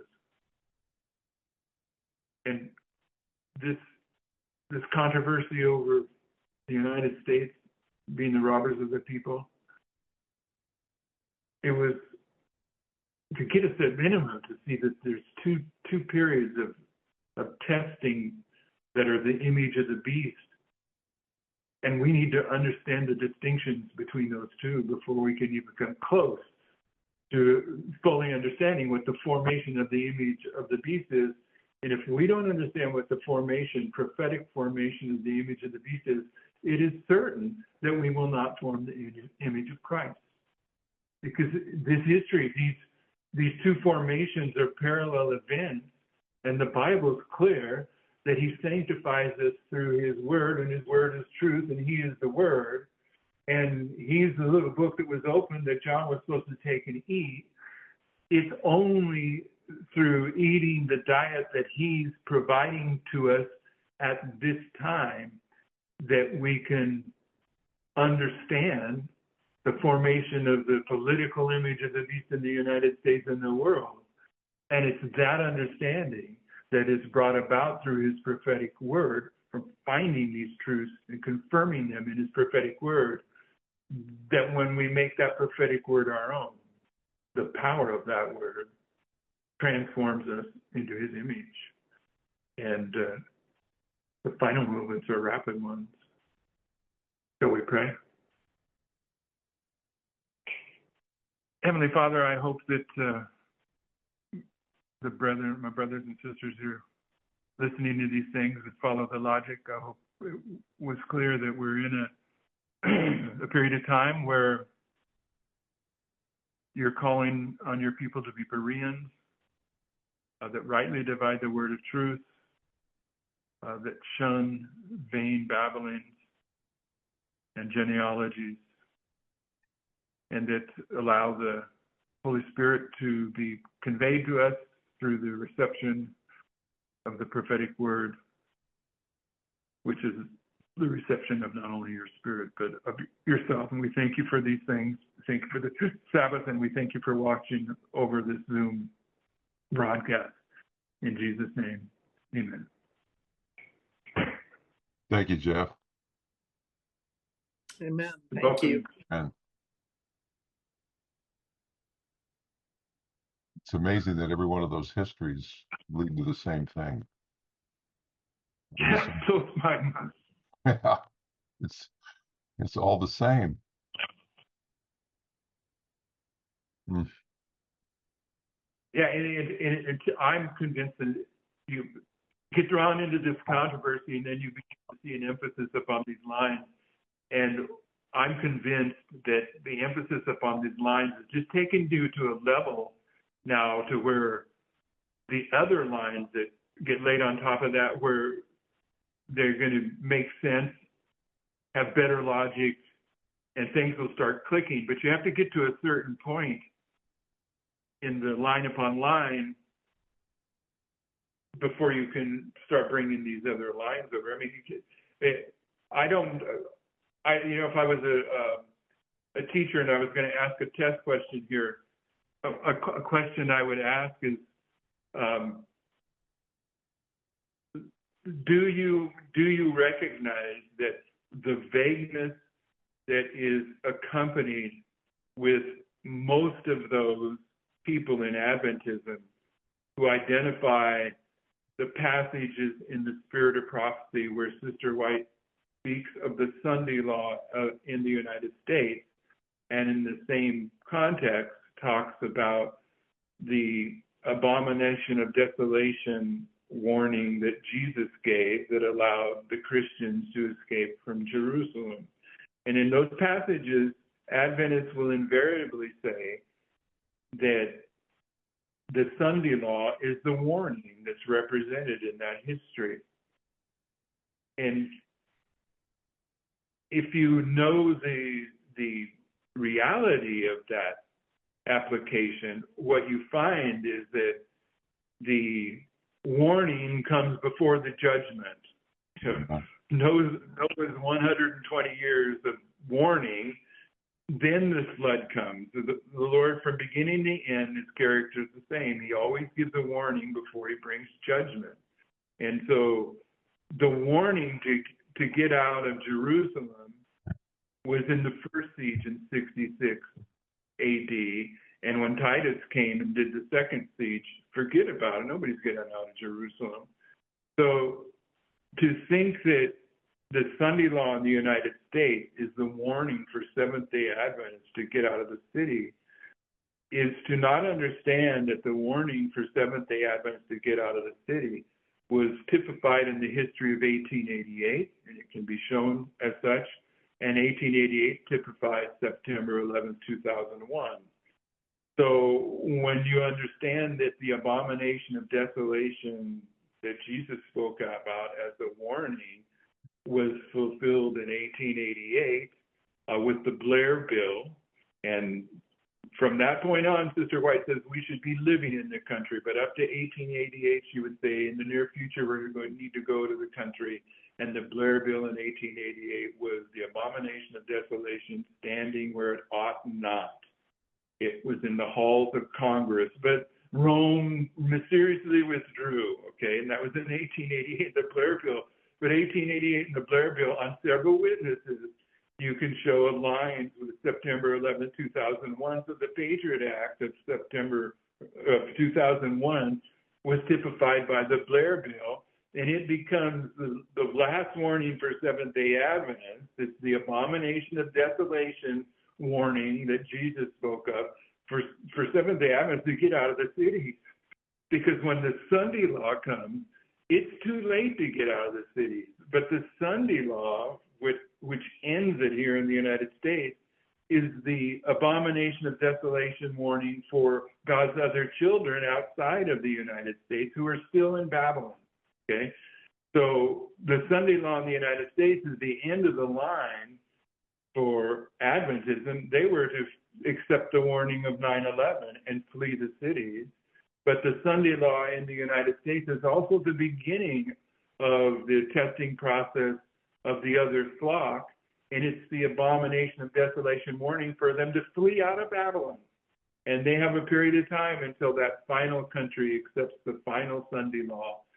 And my point is that when you're in this discussion about the robbers of thy people, whether it's the United States or Rome, and the people that are saying it's the United States are also being really probably careless, will be construed as mean-spirited, but I mean it. They were careless about not making the distinction. What they've done is they've destroyed the ability to see this period of time from 9/11, the abomination of desolation warning of Jesus, until the Sunday law, as the first image of the beast testing time. And they've destroyed the ability to see that the second image of the beast testing time that takes place in the world begins with an abomination of desolation warning, just as 9/11 gave Adventism one. The fourth verse of Revelation 18, that warning, come out of Babylon, flee, that's the abomination of desolation for the nations of the world, and it goes until the Sunday law. The histories are parallel, pretty much identical, and that's why I say when you wake up that you're in a prophetic test, the first thing you have to see is that there's two images of the beast, and if you're not really settled into that, then these other lines, some of which are being mishandled, you're not seeing you don't see the logic of it. Once again, I'm not trying to speak down to anyone. I can see that's what's happening. He's trying to get us to a level, and the playing field he wants us to be on is the hidden history of verse 40 from 1989 to the Sunday law. That's where he's wanting to put all these lines. And before he will allow us to go and put the rest of the lines from verse 16 on to verse 40 into that hidden history, he's calling his people to get proficient in the prophetic rules of interpretation that were adopted by this movement and the rules that were adopted by the Millerites. Thank you again for your presentation. Yeah. I'll leave everyone alone now. Happy Sabbath. Happy Sabbath.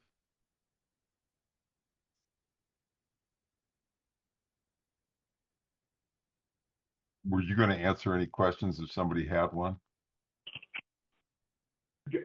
If I was doing what was going to come, whatever came, I can answer some questions if people have. Does anybody have a question for Jeff? I have a question. This is Ala. At what point do we flee to the mountains? Because fleeing the cities is not, in my understanding, but I may be mistaken, is not the same as fleeing to the mountains. So we are seeing what's happening in the world around us and in the country, and we understanding that the process has begun and it's rapidly unfolding. At what point do you flee to the mountains? Well, I'm serious about, I'm going to answer your question, but take a second. I'm serious about 9/11 being typified by 1888, and I'm serious that 1888 was the abomination of desolation warning by Jesus, and then it gets moved to 9/11, and that's the call for Advents to get out of the city. And I have a person that's close to me that hasn't been following the message, but apparently recently started waking up, and what started waking them up is that they've watched some documentaries on all the hotels that are filled with illegal aliens in these cities. And it clicked on this person that the plan is you're bankrolling all these. It's incredible right now, the millions of dollars that the government's given to these hotels. But what's going to happen is they're going to cut them off. They've been given all this money to spend, you know, credit cards and phones and clothes and putting them in school and housing them in hotels. They're going to cut them off, and then you get to factor in why was the warning to get out of the cities in 9/11? What's going to happen when thousands and thousands of illegal aliens suddenly don't have a place to live? They're in the cities and they no longer have money. Wonder what's going to happen. Okay, so we were supposed to be out of the cities by 9/11, and the testimony about getting out in the country is that there's the classic statement where she says, if we're living in the country, we can live as kings and queens during this period of time. Sister White never uses the expression little time of trouble, but it's a correct Adventist label. From the Sunday law in the United States until human probation closes when Michael stands up, that's the little time of trouble that precedes the great time of trouble of the 7 last plagues. And the evidence that you can kind of pull together, maybe people have done it even more thoroughly than I'm aware of, but in general, Sister White infers that if we're living in the country, we will, from the Sunday law, we'll be able to eat 2 harvests, okay? This is for all of us that have this DNA that we're wanting to do some time setting, but evidently, the way she expresses this, it can be understood that you're going to be out there for maybe a year and a half, living in the country, before things get so bad and human probation closes. And when human probation closes, then the testimony is that the angels come then and they lead you to these mountain remote spots. So if you're going to follow that testimony, the way I understand it, you don't ever flee to the mountains except when you're being led by an angel. Okay. Now there may be ways that you're being angelically led through God's providence. I'm not going to argue that. But we're supposed to be in the country, and if we're in the country when national apostasy is followed by national ruin, the national ruin that's going to take place, you know, anyone that has an ounce of common sense, and I realize that from my understanding, at least half this country no longer does, but anyone that has an ounce of common sense knows that more than any other president in the history of the United States, Donald Trump has kept more of his promises than all the other presidents put together. So he's going to shut down this industry of illegal aliens, and it's going to produce a nightmare in the cities. Okay, so things are going to escalate at that period of time, and at some point in time, martial law comes and you close off those roads to the cities. You don't want the chaos in the cities that's tearing everything down to escape. In theory, I'm just thinking out loud, but in that period of time, I'm certain that if we're in the country growing our own food that the Lord has promised to bless, and when finally the last nation bows to Rome and Michael stands up, then we're heading into the 7 last plagues. And in the book Experience and Views, I don't remember the page number, Sister White says, she informs us that from the time that Michael stands up and puts on his garments of vengeance until he returns to the earth is a number of days. So the time that the angels come and lead us out into areas of protection, it's only a number of days, not a number of weeks or months. So the time period of the 7 last plagues, it doesn't go on you know, very long. That's my basic overview of that. Did you Yeah. hear me? Okay, all right. Yes, thank you. Did I answer? your It's amazing how much you have. Happy Sabbath, Elder Jeff. Thank you. Happy. I was going to say Yeah, you I- have a large garden to be able to support your family on that garden. Yeah. A Well, lot of You're asking if I have a garden like that? no, I'm just Or if- commenting. We started a little garden and we put a little bit of time, but it's not producing as much. So it could be a full-time occupation to maintain a garden enough to feed 4 people. Yeah, it is. I agree.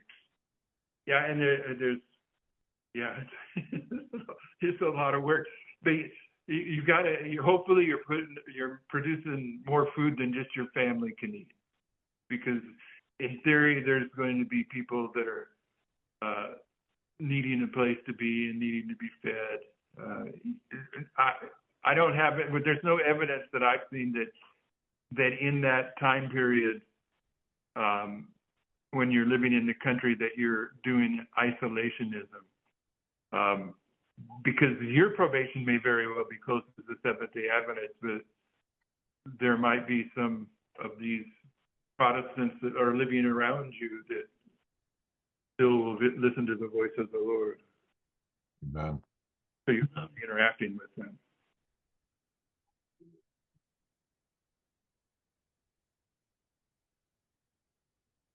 Brother Yeah, Jeff. I have it. Go ahead. I appreciate the presentation, but I've heard it twice now where you make the idea of the threefold union within the image of the beast of the United States before the Sunday law in the United States. I would appreciate it if you went over that one more time. Yeah, well, okay. The thing I would hit on again, just to dwell on this one point, is when you wake up to the fact that you're in this prophetic testing time, one of the first things, if not the first thing you have to understand after you understand you're in a prophetic test, is that there are 2 images of the beast testing time, okay? And the more fully you settle into that, then the more fully that you see the characteristics in the history of the world image of the beast testing time and the characteristics of the image of the beast in the United States. They're interchangeable, and the United States may have a characteristic that isn't directly represented in the world, but together that you can understand it to be there.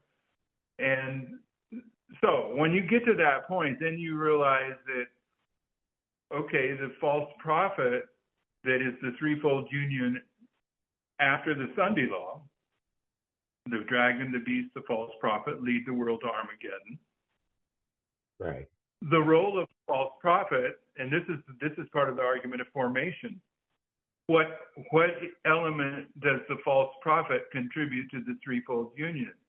Okay, so the role of the false prophet as the false prophet is to deceive the world to set up this image of the beast and accept the mark of the beast. And what's identified in Revelation 13 about how the United States does it is this economic and military strength. Okay, you can't buy or sell economic. You're going to be put to death. Military strength. So that tells you that when the same testing process, and that in the, I don't know if you still got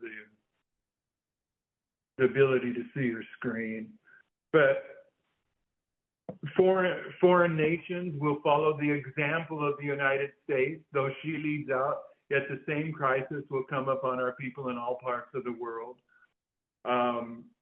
As America, the land of religious liberty, shall unite with the papacy, enforcing the conscience and compelling men to honor the false Sabbath, the people of every country on the globe will be led to follow her example. So those two witnesses tell me that the United States is a type, okay? In the Greek word typos in 1 Corinthians 10:11 is translated as in samples, okay? So the United States is the example of the world, but that's okay. There's lots to get out of that. But one of the things that you can get out of it once you become comfortable with the importance of these two periods is that in the image of the beast in the world, there was a threefold union. Okay, so we know the threefold union that we always talk about comes together at the Sunday law, because Sister White says it a couple of times. And now that we understand verses 13 through 15 of Daniel 11, and if you don't, you need to just go in and read them and then look at Uriah Smith's commentary on those verses, because he's correct there.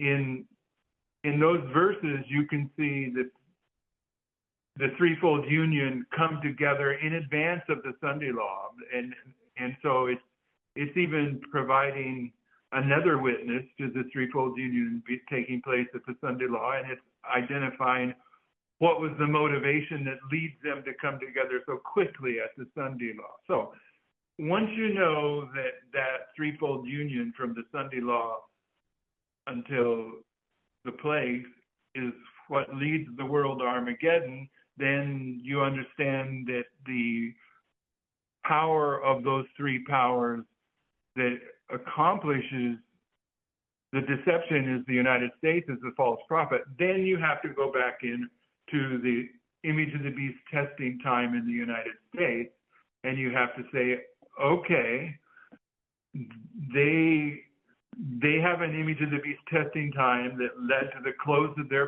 probation, because at the Sunday law, the cup of probationary time is filled for the United States.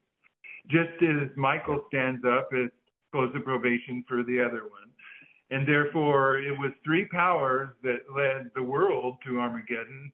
So what are the three powers that lead the United States to Armageddon, to the close of probation at the Sunday law? And the threefold powers there is the same. It's a dragon, the beast, and the false prophet. But you have to know that symbols have more than one meaning, and they're defined by context. So in the history of the United States, the United States is not the false prophet that deceives itself, okay? It's not that. It has to be another false prophet. And this history of 9/11 to the Sunday law, which is the image of the beast testing time, it's also the history of Islam. It's the three strikes of Islam. The first strike's on 9/11. It's against the spiritual glorious land. The last strike of the third woe is at the Sunday law. It's upon the spiritual glorious land. And the middle strike of the third woe was in Gaza.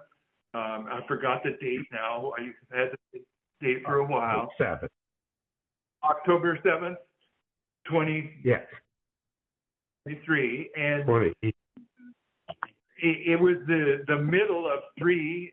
So this whole history of the image of the beast time, it's also governed by the truth of Islam, because it's truth. The first is the same as the last. It's both against spiritual glorious land, but the middle one is against the literal glorious land, which is a symbol of rebellion, for they crucified the Messiah.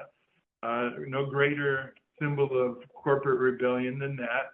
And so you've got the signature of truth that this history of the image of the beast testing time is also the history of Islam. And then you can also plug in the three strikes of Balaam and his ass, which is the history of Balaam, a false prophet, being led by the false prophet of Islam. So you've got these other lines coming in here, but what I'm wanting you to see is that Islam is a false prophet in Bible prophecy, and the false prophet in the history of the world image of the beast exercised economic and military force to set up the world image of the beast. Therefore, the false prophet in the history of the United States image of the beast testing time, that false prophet will use economic and military force.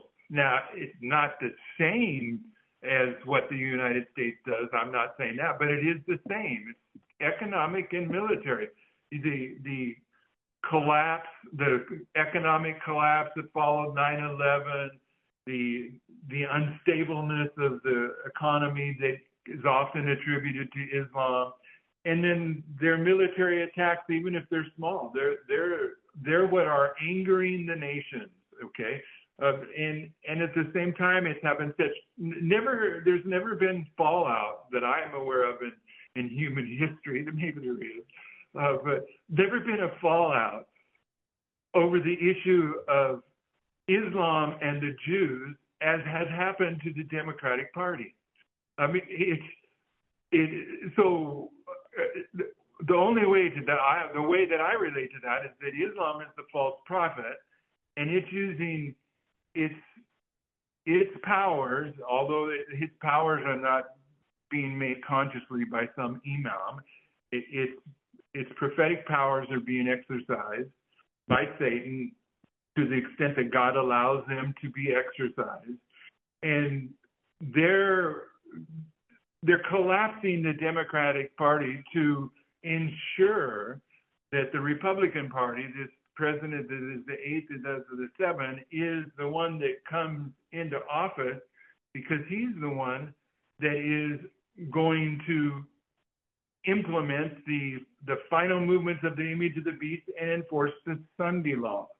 So the three powers that lead the United States to Armageddon, to the close of probation, is the dragon, it's the Republican horn, it's the government of the United States, and it's the beast. The beast is the apostate church, the apostate woman. And the apostate woman of the United States is apostate Protestantism.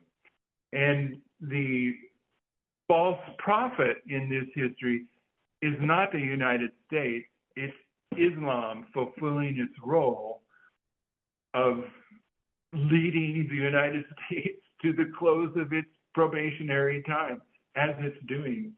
History is, and so anyway, that's my answer. Yeah, it does. It helps. It takes more than one time going through to keep it solidified in your mind, but it did help. Thank you. Appreciate it. This is exactly what I think we all need to be doing. These lines have to become second nature to us, and you'll find it's these two periods. It's the period, the first three verses of Revelation 18, and then verse 4 onward. It's Christ witnessing to the cross, and then from the cross to the stoning of Stephen. It's over and over again. It's these two periods, and they are, among other things, they are the image of the beast testing time, representing that these two periods are the final test. Brother Jeff, I wanted to ask you a quick question. It's so unclear in my mind. You know, if you think about the threefold union, then in the role that the false prophet plays, the false prophet does the bidding of the beast power, right? And so when we're talking about that threefold union within the United States, how is it that the false prophet Islam would be doing the bidding of the beast power? I guess that would be then the Protestant horn within the United States. That's what I'm trying to clarify in my mind, and I can't quite understand it.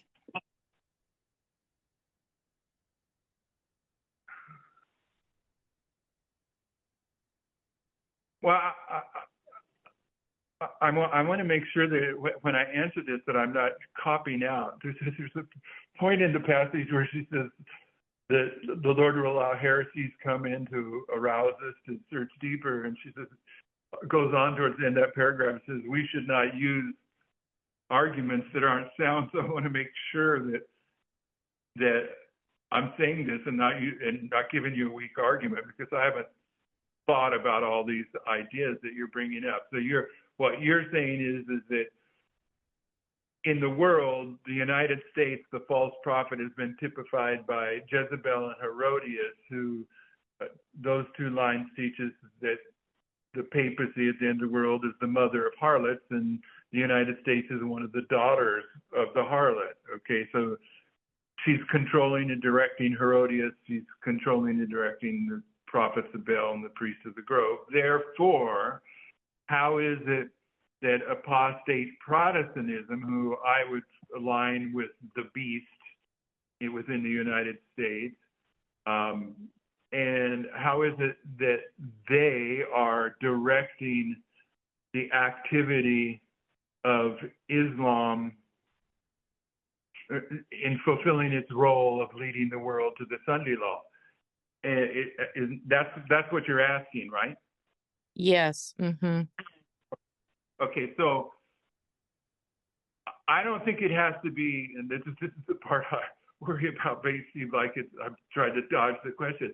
I don't think it has to be that direct prophetically. And what I mean is that what's happening with this relationship in the United States, and by the way, I haven't put in here, but it's been in the articles and we've taught it for years and years and years. The threefold union that I'm addressing in the history of the United States, it's the threefold union that is associated with the bottomless pit. Okay, Islam comes from the bottomless pit, atheism comes from the bottomless pit, and in Revelation 17, papalism comes from the bottomless pit. So those aren't the same three powers that are in Revelation 16, but two of them are the same, the dragon and the beast, but they have different false prophets. But the thing that allows you to place these three bottomless pit powers in the history of the United States is that the history that we're living in, one of the foundational lines for it is Revelation 11. Okay, Revelation 11 is where the beast of atheism comes up out of the bottomless pit. So that history is within 9/11 to the Sunday law. So you can go in and you can show, and I'm sure in an article we did, where these three bottomless pit powers are active in this history. So because they're active, what I'm getting to now, and this is the part that you need to be careful of, is that it doesn't require the Protestants to have direct control over the activities of Islam.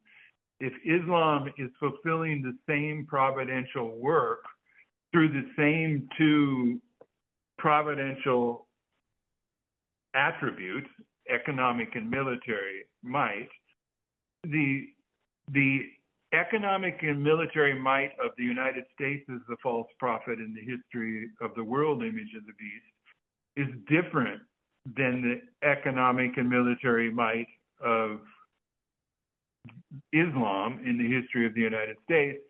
The economic might of the United States in the world image of the beast is because they got the most money. But the economic power of Islam in the history of the United States is because they are bankrupting people by their activities. It's still an economic power, but it operates on a different way. And the same with the military might of the United States. It's open and in your face, whereas the military threat of Islam in the history of the United States is it's secretive, it's assassin, it's surprise attack. So, but it's still effective.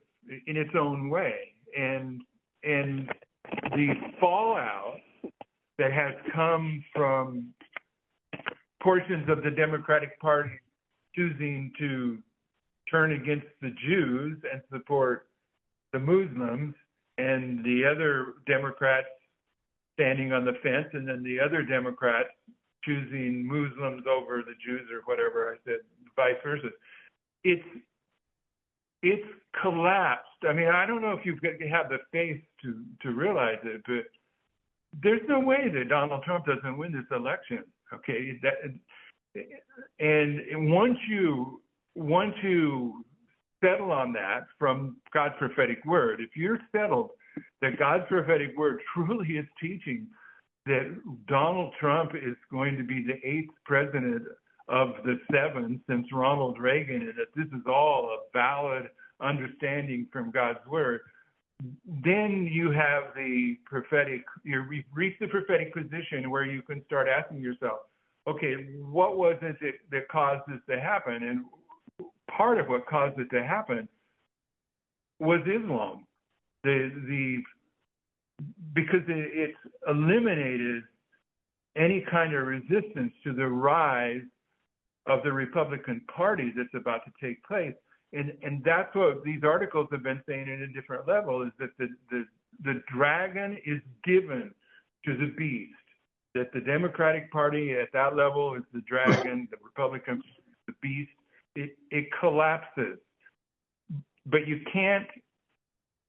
historically, you can't look at it and not recognize that Islam contributed to that collapse by dividing a party that was already falling apart across the board. So what I'm saying is, my answer is that I don't need to see a direct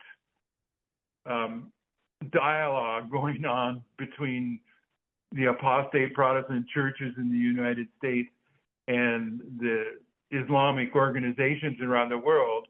It's still fulfilling the economic and military attributes of the false prophet in the image of the beast in the world.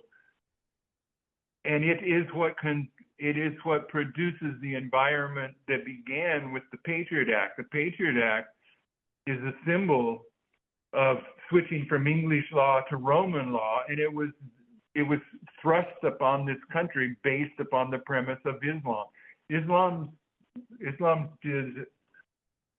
has contributed much to this history of the image of the beast testing time. Their activities are preparing the way for the coming together of church and state, and they will strike again at the Sunday law, but there's no reason to expect, to demand that they're not going to strike before then. That's what they are. But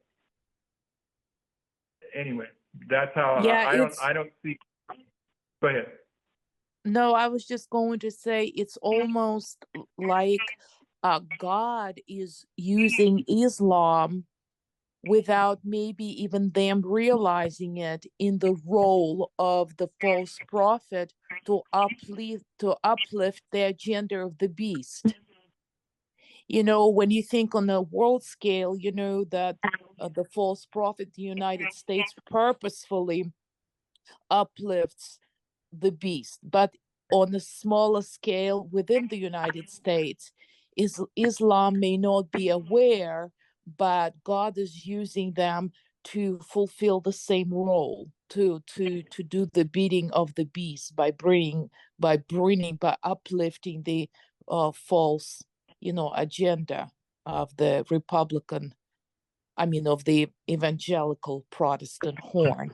That's kind of what I'm kind of trying to understand. It seems like what you're saying. Yeah, the one thing that you're saying that makes sense to me is that prophetically you can show, just at a very straightforward fashion, that Islam angers the nations and leads to the circumstances that this one world government implemented. I mean, it's when Islam destroys the ships of Tarshish, the economic collapse of the world, all falls apart. So they're definitely there accomplishing that work in Bible prophecy.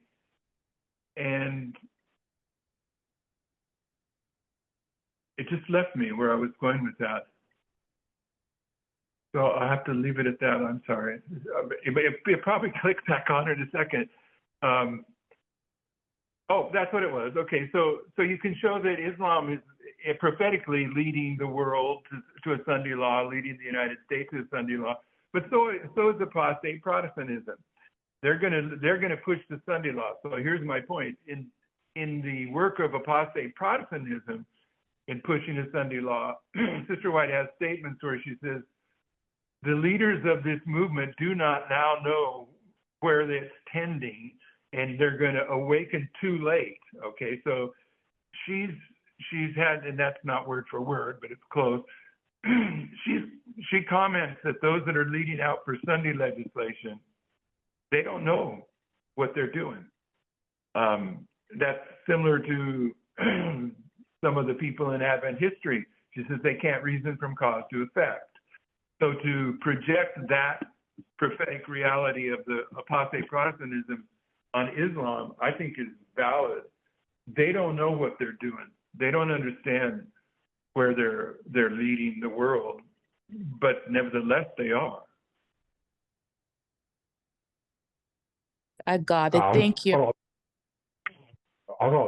Also, in regards to your original question, I think you could consider the fact that in a triple application of prophecy, not every specification is fulfilled.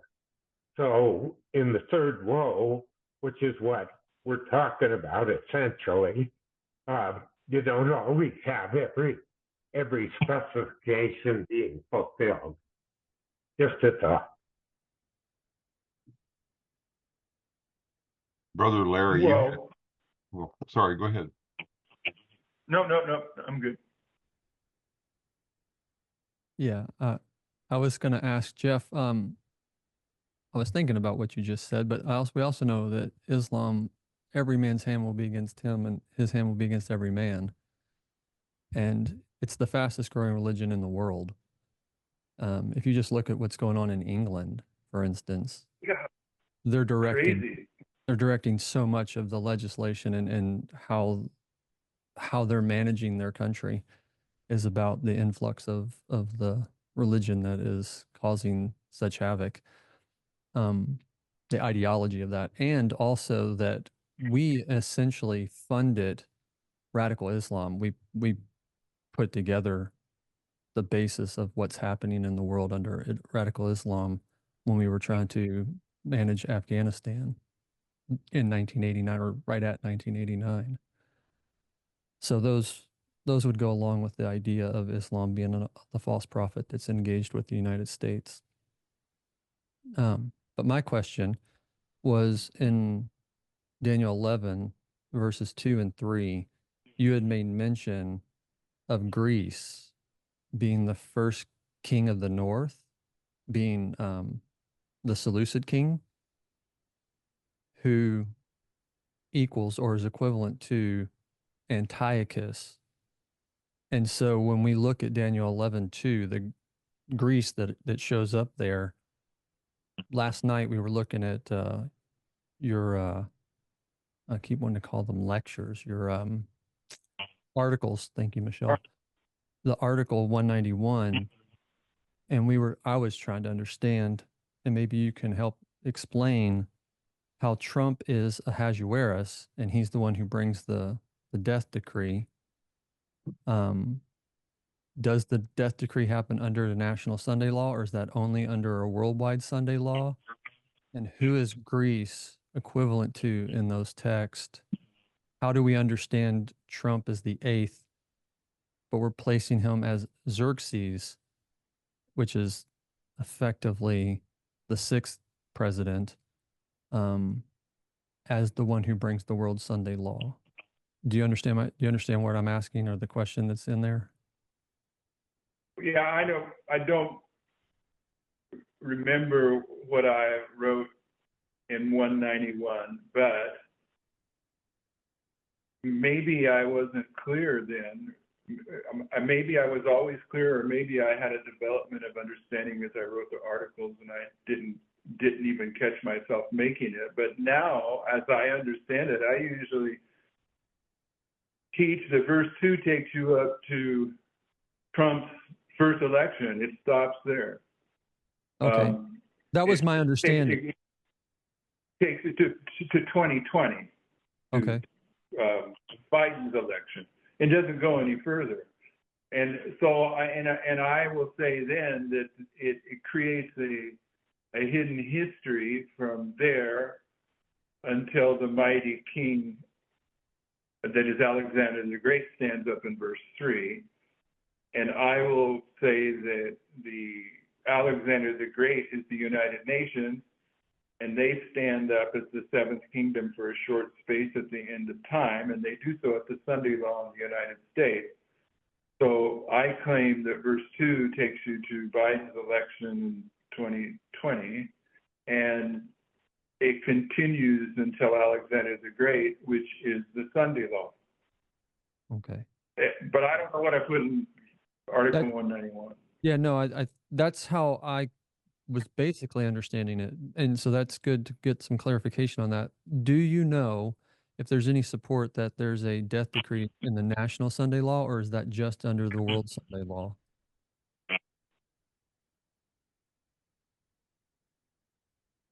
No, I don't think there's a death decree in.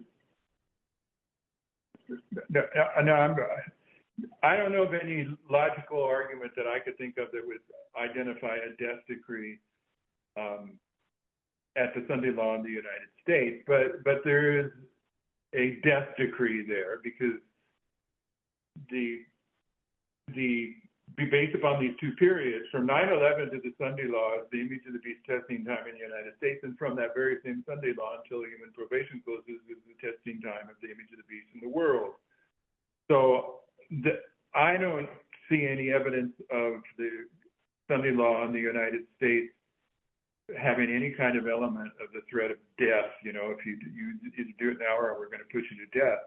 But there is a death there because what's going on there is the judgment first of the 144,000 until the Sunday law, and then the judgment of the 11th hour workers, or the great multitude, or John the Baptist, however you want to represent them, during the image of the beast testing time for the world. So the death that takes place at the Sunday law in the United States is the spiritual death of all those that will be held accountable to the light of Sabbath and all the truths associated with it. They're those that are overthrown in verse 41 of Daniel 11. So there's a spiritual death there that is typifying the death decree when human probation closes.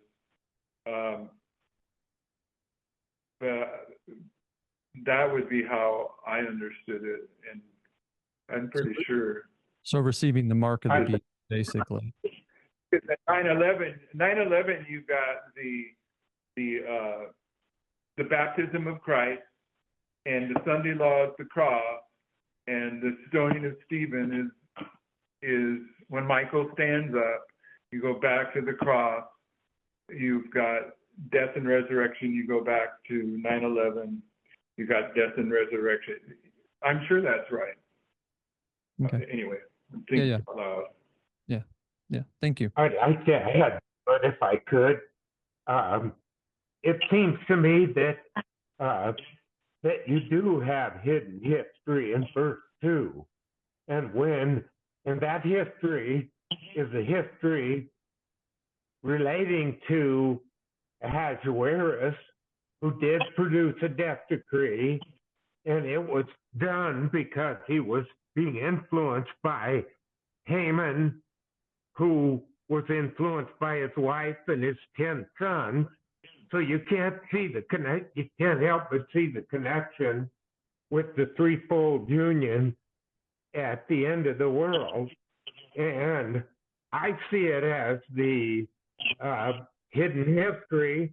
And when you consider that Trump is going to be the leader of the 10 kings, at the end of this world's history, I don't see why you can't apply that to the death decree, the universal death decree.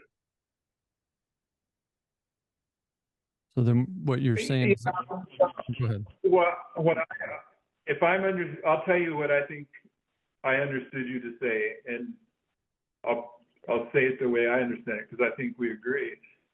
But you can tell me if I'm wrong, is that you have the prophetic authority to identify that hidden history. You got Ahasuerus, the richest king that stirs up the globalists, Donald Trump, sixth president, and he does this stirring up from the announcement of his candidacy in 2015 until the election is stolen from him in 2020.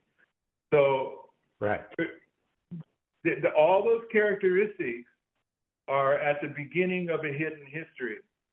So all those characteristics need to be reflected in the end of the hidden history, because Jesus always illustrates the end from the beginning. So when you get to verse 3, the mighty king that stands up through other lines, I would claim, is Donald Trump, as he's taking authority over the United Nations. And he would then have the attributes of Ahasuerus, and going to stir up all the realm of Grecia. And the way that he stirs it up from the Sunday law in verse 3 onwards is he begins going out and forcing the whole world to pass Sunday laws and set up a world image of the beast. And right, his military and economic strength is represented at the beginning and ending of that hidden history. So is that what you're saying? I think what I'm trying to say is that I see Daniel 11 verse 2 taking you to the death decree, the universal death decree, and then I see the verse 3 adding another line that shows you a little more about it, saying that after the death decree, you can see that the threefold union is going to be divided to the four winds. Yeah, but it makes the problem I would have with that, but it may be right. I've never thought these thoughts before. These are your thoughts. The problem that I would have with that is that it takes you to the fourth. She'll be far richer than they all.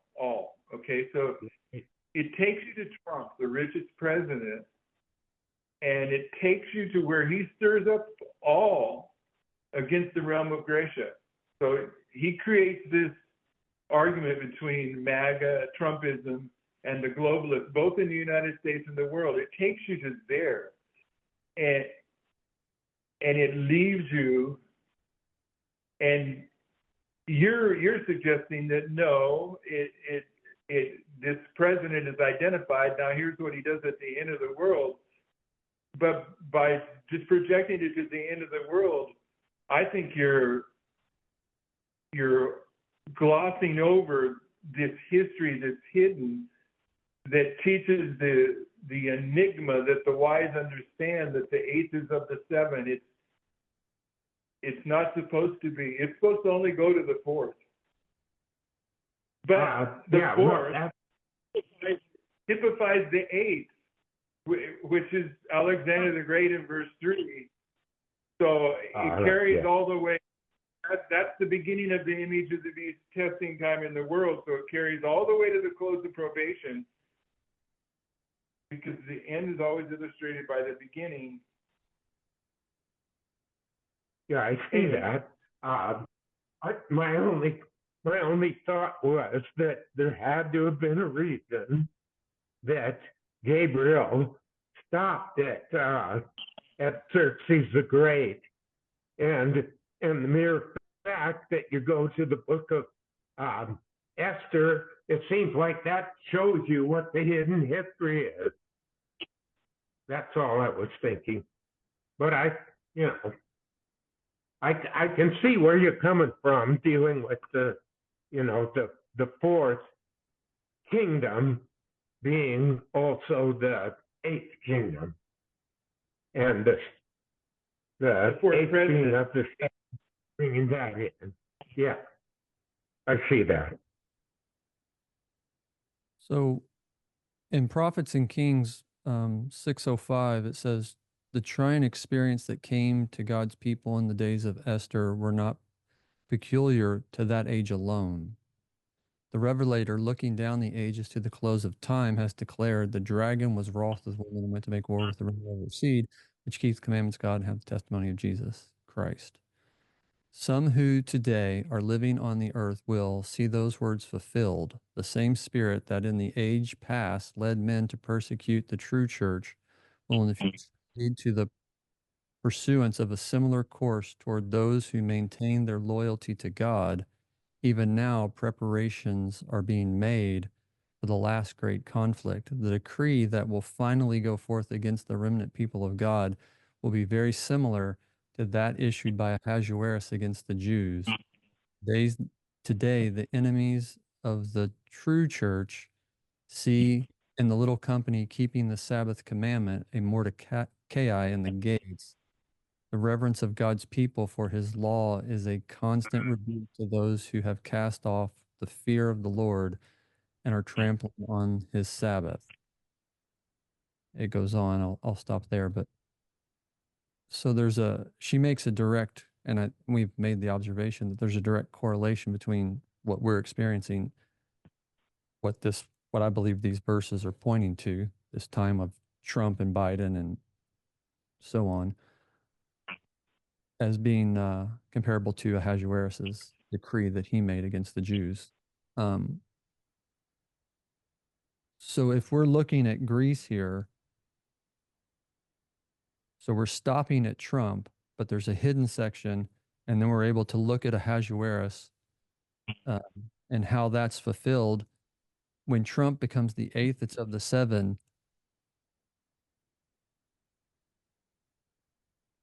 How do I want to say this? Is that picked up in verse 3? Is that what we're saying? Yeah, the mighty king that stands up in verse 3 is Greece. And Yes. Greece, literal Greece, represents spiritual Greece. Okay, literal Medo-Persia represents spiritual Medo-Persia, which is the United States, right? Right. Literal Babylon, spiritual Babylon, in the eight kings in Daniel chapter 2. So Greece, the third kingdom, is the seventh kingdom.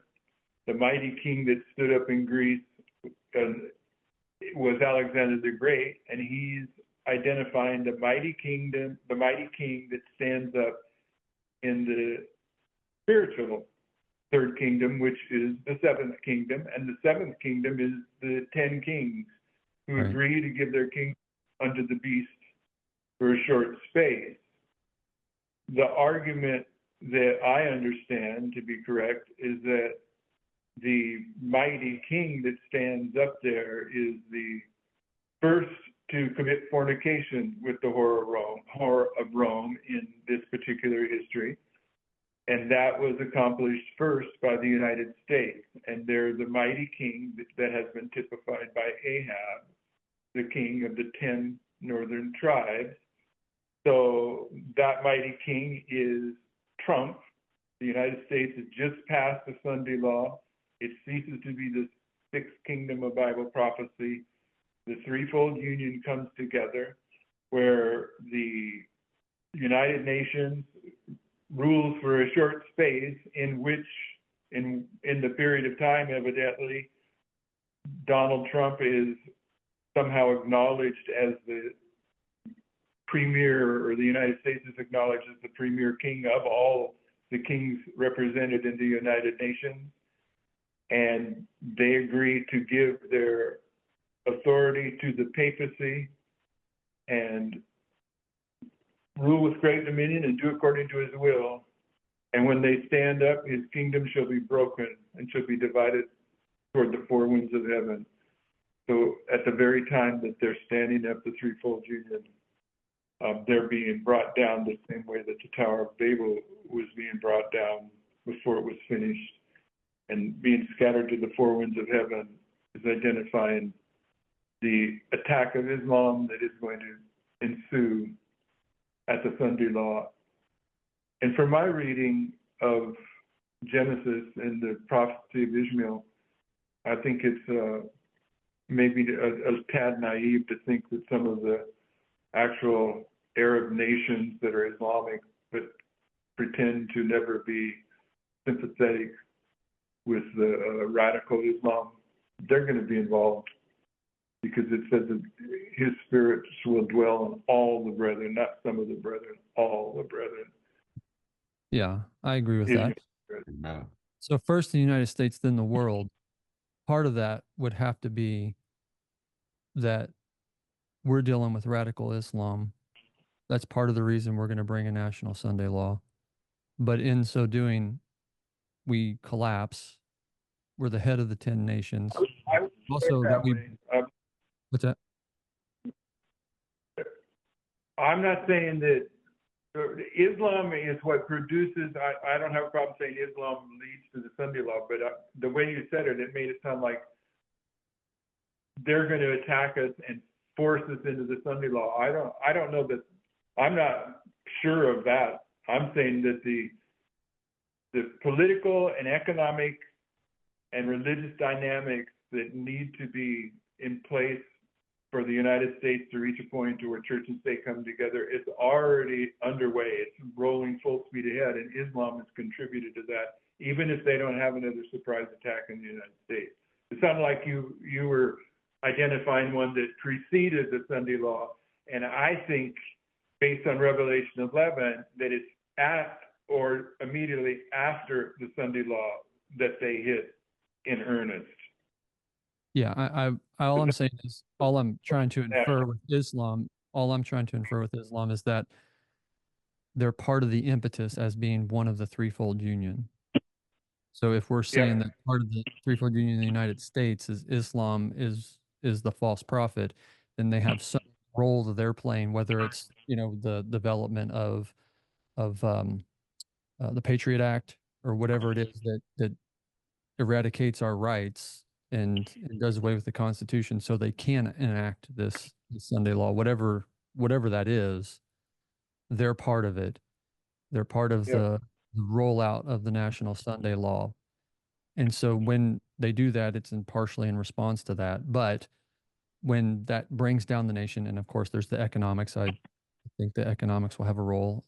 When Trump becomes the head of the United Nations, my understanding is part of the reason that they asked the Pope to join with them as a spiritual leader is to deal with radical or Islam, as you say. I mean, we can call it radical Islam, but I agree with you that if you follow the Quran and you're Islamic, you're Islam, whatever, however you want to say that, they're all going to participate.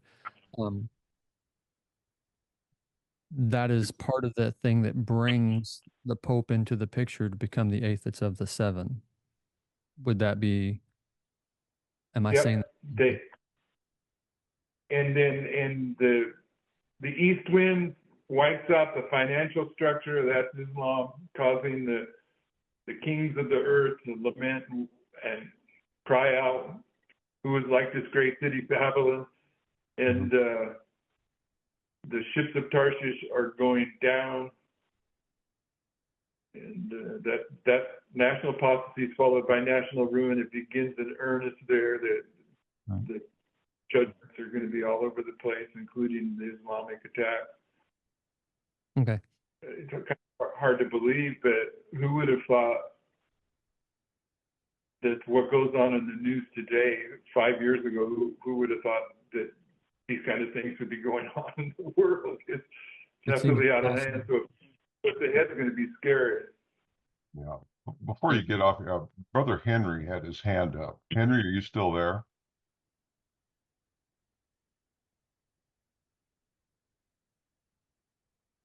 I guess he's not. It Yeah. might be, Hello, can you hear me? Yes. Okay. I was about to ask a question concerning the Patriot Act at 9/11/2001. My question is, I need more emphasis on how the Patriot Act is contributed more on the beginning of the formation of the image of the beast, because I think Ellen White talks about the Protestant churches seeking power from the state, from the authority to enforce law on their dogma. So my question is, how is it the Patriot Act playing more emphasis on the dogmas, or is it not about religious movements? I just want to know, I need more clarification on that. Though I have some understanding, because I know that 9/11, there are a lot of prophetical establishment there, but I need more emphasis on how it is contributed to the dogmas of the Protestants, the churches. Don't know if my question. okay. Yeah. The way I understand it is that the Patriot Act is an act that for the first time in history, and I say the first time in history, I shouldn't say that. It's probably been in the history of the United States before in some of the actions during the Civil War and World War II. But in any case, it's an action that created a legal justification for using the philosophy of Roman law instead of English law.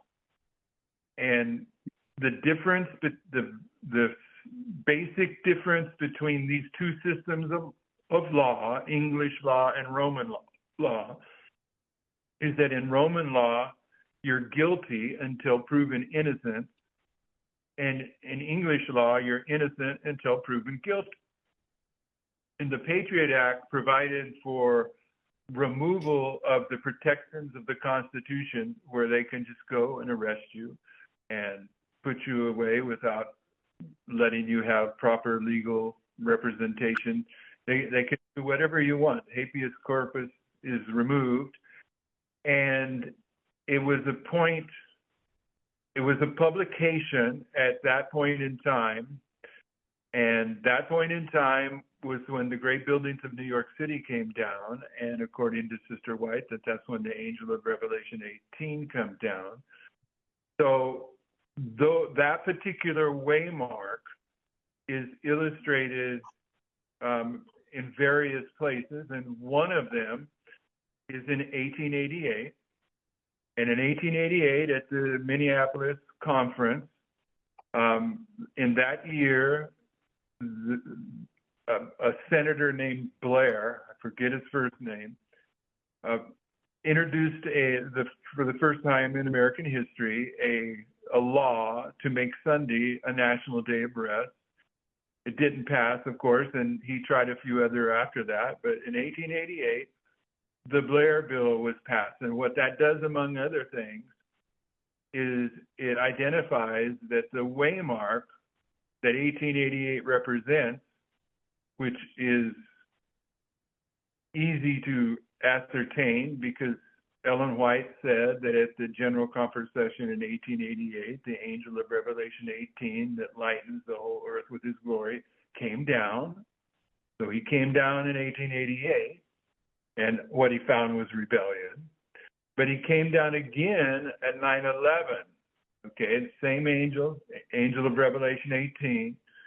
And at that point, the Blair Bill, which had been an attempt to make Sunday the day of rest for the entire nation, was introduced. It never succeeded, but it brings that prophetic characteristic to September 11th, 2001. And in 2001, the publication, the legal publication that has been typified by the Blair Bill is the Patriot Act.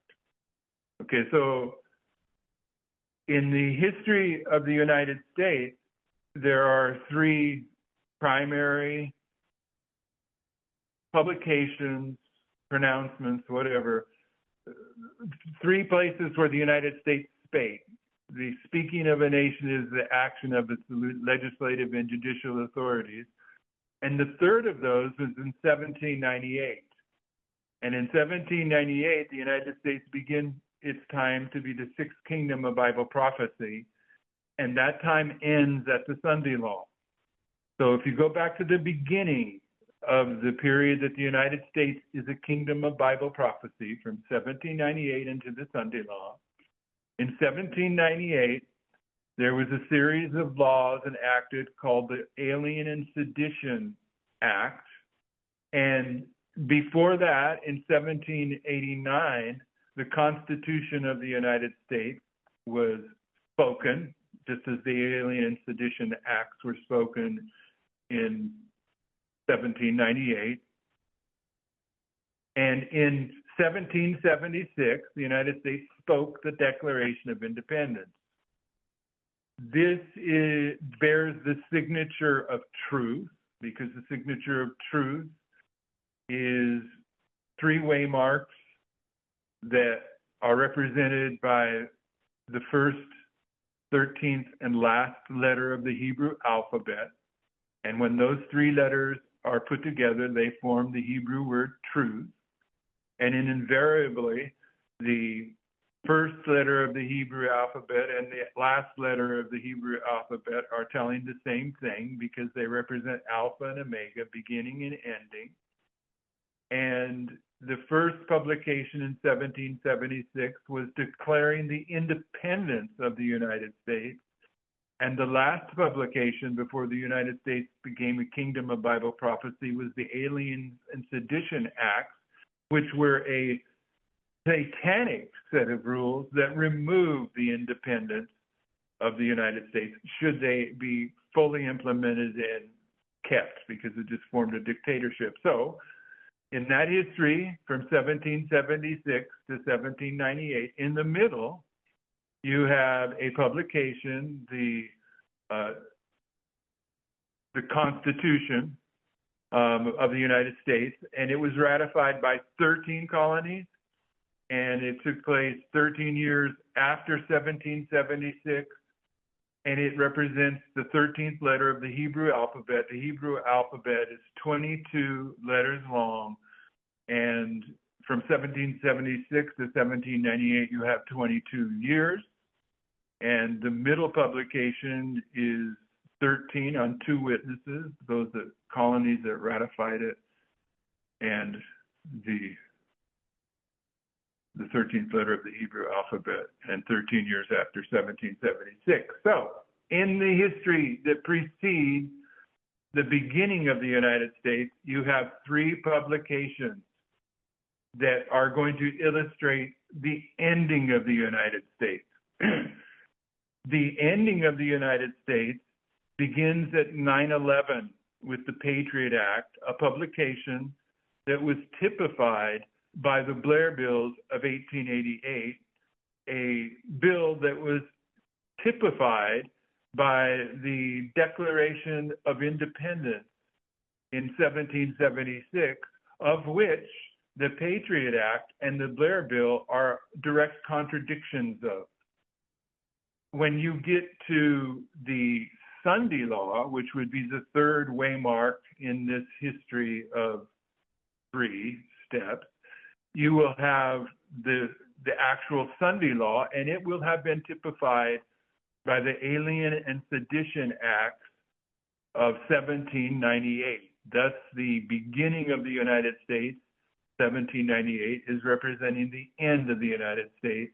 And the Alien and Sedition Acts in 1798 had to do with giving the President of the United States the authority to determine which media outlets were acceptable. He's going to be able to shut down any media outlet that he doesn't like, and to define who is a legal immigrant and who isn't, and to have the authority to deport those. Now, that's the laws that were written in 1798 at the beginning of the United States.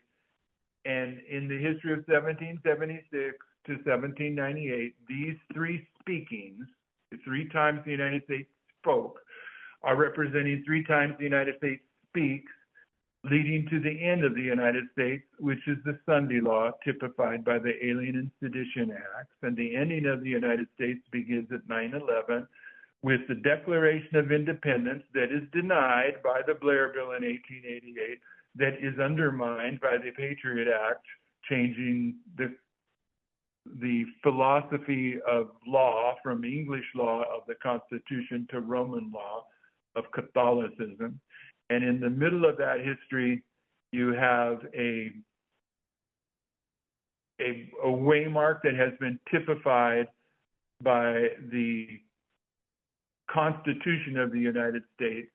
And I contend that the Constitution of the United States received a primary beating. The Patriot Act of 9/11 undermined the basic philosophy of it. But what the Pelosi trials did immediately after Biden was elected, with these kangaroo courts and the lawfare that was brought against Donald Trump and suing that. But those kangaroo courts were a direct denial of the Constitution of the United States, and they align with that waymark of 13. And therefore, what I'm saying is on this period of time, the image of the beast testing time from 9/11 to the Sunday Law, the reason that the Patriot Act is a characteristic of 9/11 is it's identifying that the primary philosophy that guided those that wrote the Constitution of the United States, that being English law, was overturned. And it still remains in force to this very day. And there are other lines that you can put over this that shows other speakings in that history. There had to be something spoken at 9/11 because of all the testimonies of the speaking. For instance, from 9/11 to the Sunday Law, you got Balaam and his ass. When he gets to the Sunday Law, the ass speaks. Okay, that's at the 3rd waymark. That's the last waymark. The first waymark, when Balaam and the ass are first illustrated, is 9/11. Jesus illustrates the end from the beginning. If there's a speaking at the end, there has to be a speaking at the beginning. The ass speaks at the Sunday Law. The United States speaks at the Sunday Law. Those demand that there's some kind of speaking, which is an action of the legislative and judicial authorities in the context of the United States as the second beast in Revelation 13. And the Patriot Act is that fulfillment. I hope that helps. But it's airtight. Brother Jeff, you've been on here 3 hours now. There are still Okay, pardon me? There are still 2 hands up, but if you Let's take 2 hands and be done. Okay, this is the Unless you last want to 2 quit. questions. John, go ahead.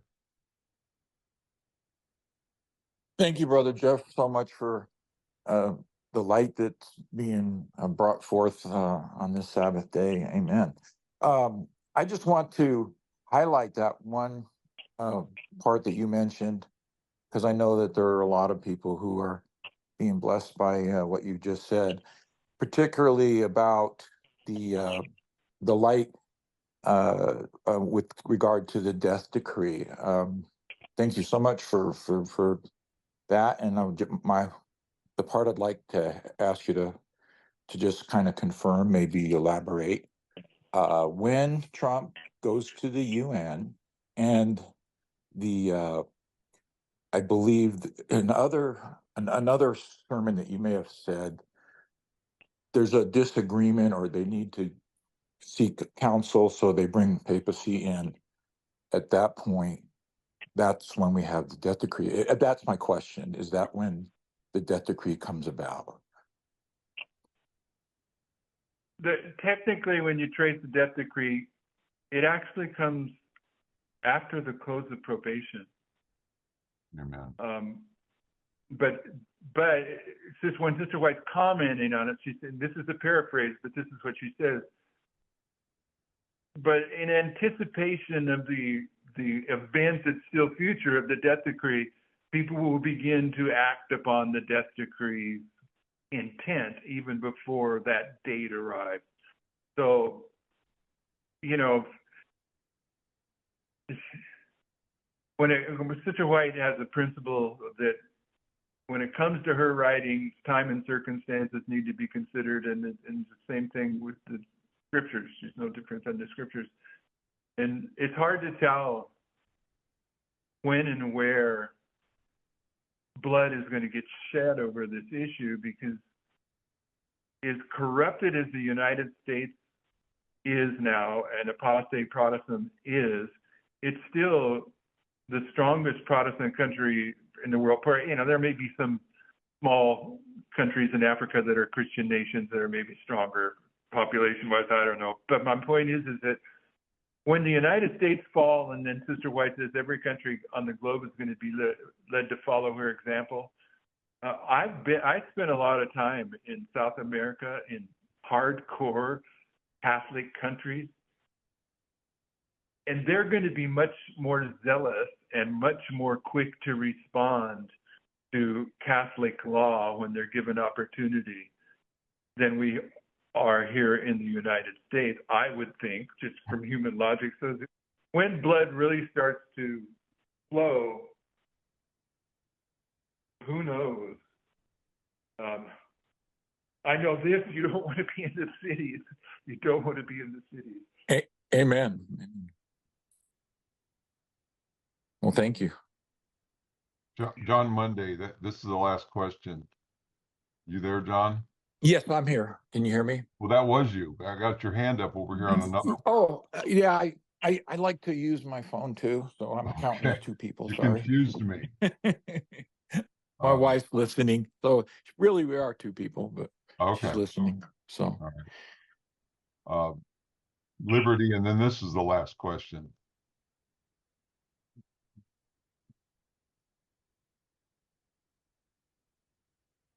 Hello?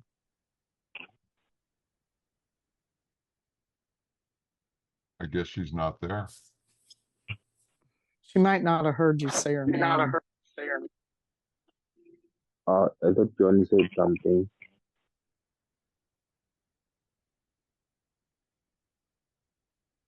Is that my turn? We can hear you. Hello? I can hear you. Okay. I can hear you. Okay. I wanted to ask, when we are talking about Daniel chapter 11, verse 1 and 2, and in reference to the book of Esther, why should we put these histories together? I know they're speaking of the same individual, but I'm looking at it in the sense that once we go to the book of Esther, it's highlighting a different aspect of the history of the Cuban beast of the Middle East, which might not necessarily within our history be the same individual. If we then take, for instance, to say that the fourth becomes the character, and he says against the whole realms of Gracia, we cannot therefore go to the book of Esther and read the history of the book of Esther with the story of Mordecai trying to pin the same history within the same individual, that if therefore there then means that that same history must produce the death decree, because that's as well as in the book of Esther, that's as well as also in the book of Daniel. I'm looking at these two histories typifying two different aspects, which might not necessarily be within the history of Trump or the history of the same individual. That's my take.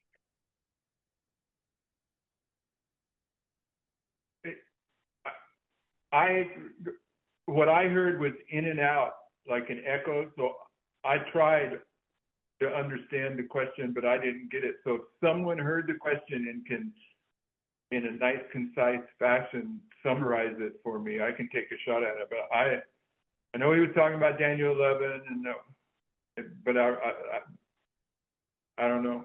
Anyone help?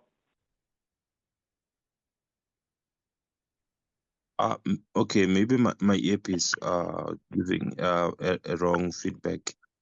My short response and also question would be, why then should we put the history of the book of Esther, which speaks of the death decree that we recognize under the history of Esther, Mordecai, and Ahasuerus, but then why should we then say that is being typified also under the same individual from the book of Daniel, chapter 11 from verse 2, where we talk about the fourth of the kings being the far richer, in the sense that, are we not seeing a different dimension of the history, which might not necessarily be under the same individual?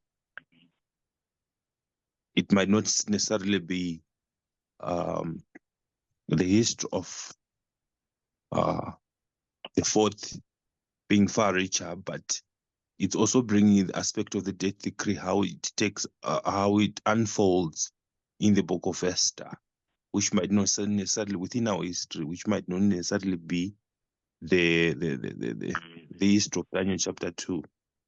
Daniel chapter 2 is bringing a different dimension, which might not necessarily be the same history being typified in the book of Esther. That's my take and my question, that why are we then putting it that, okay, if it's Ahasuerus in chapter 2 of Daniel, of chapter 11, sorry, should it therefore be the same individual in the book of Esther?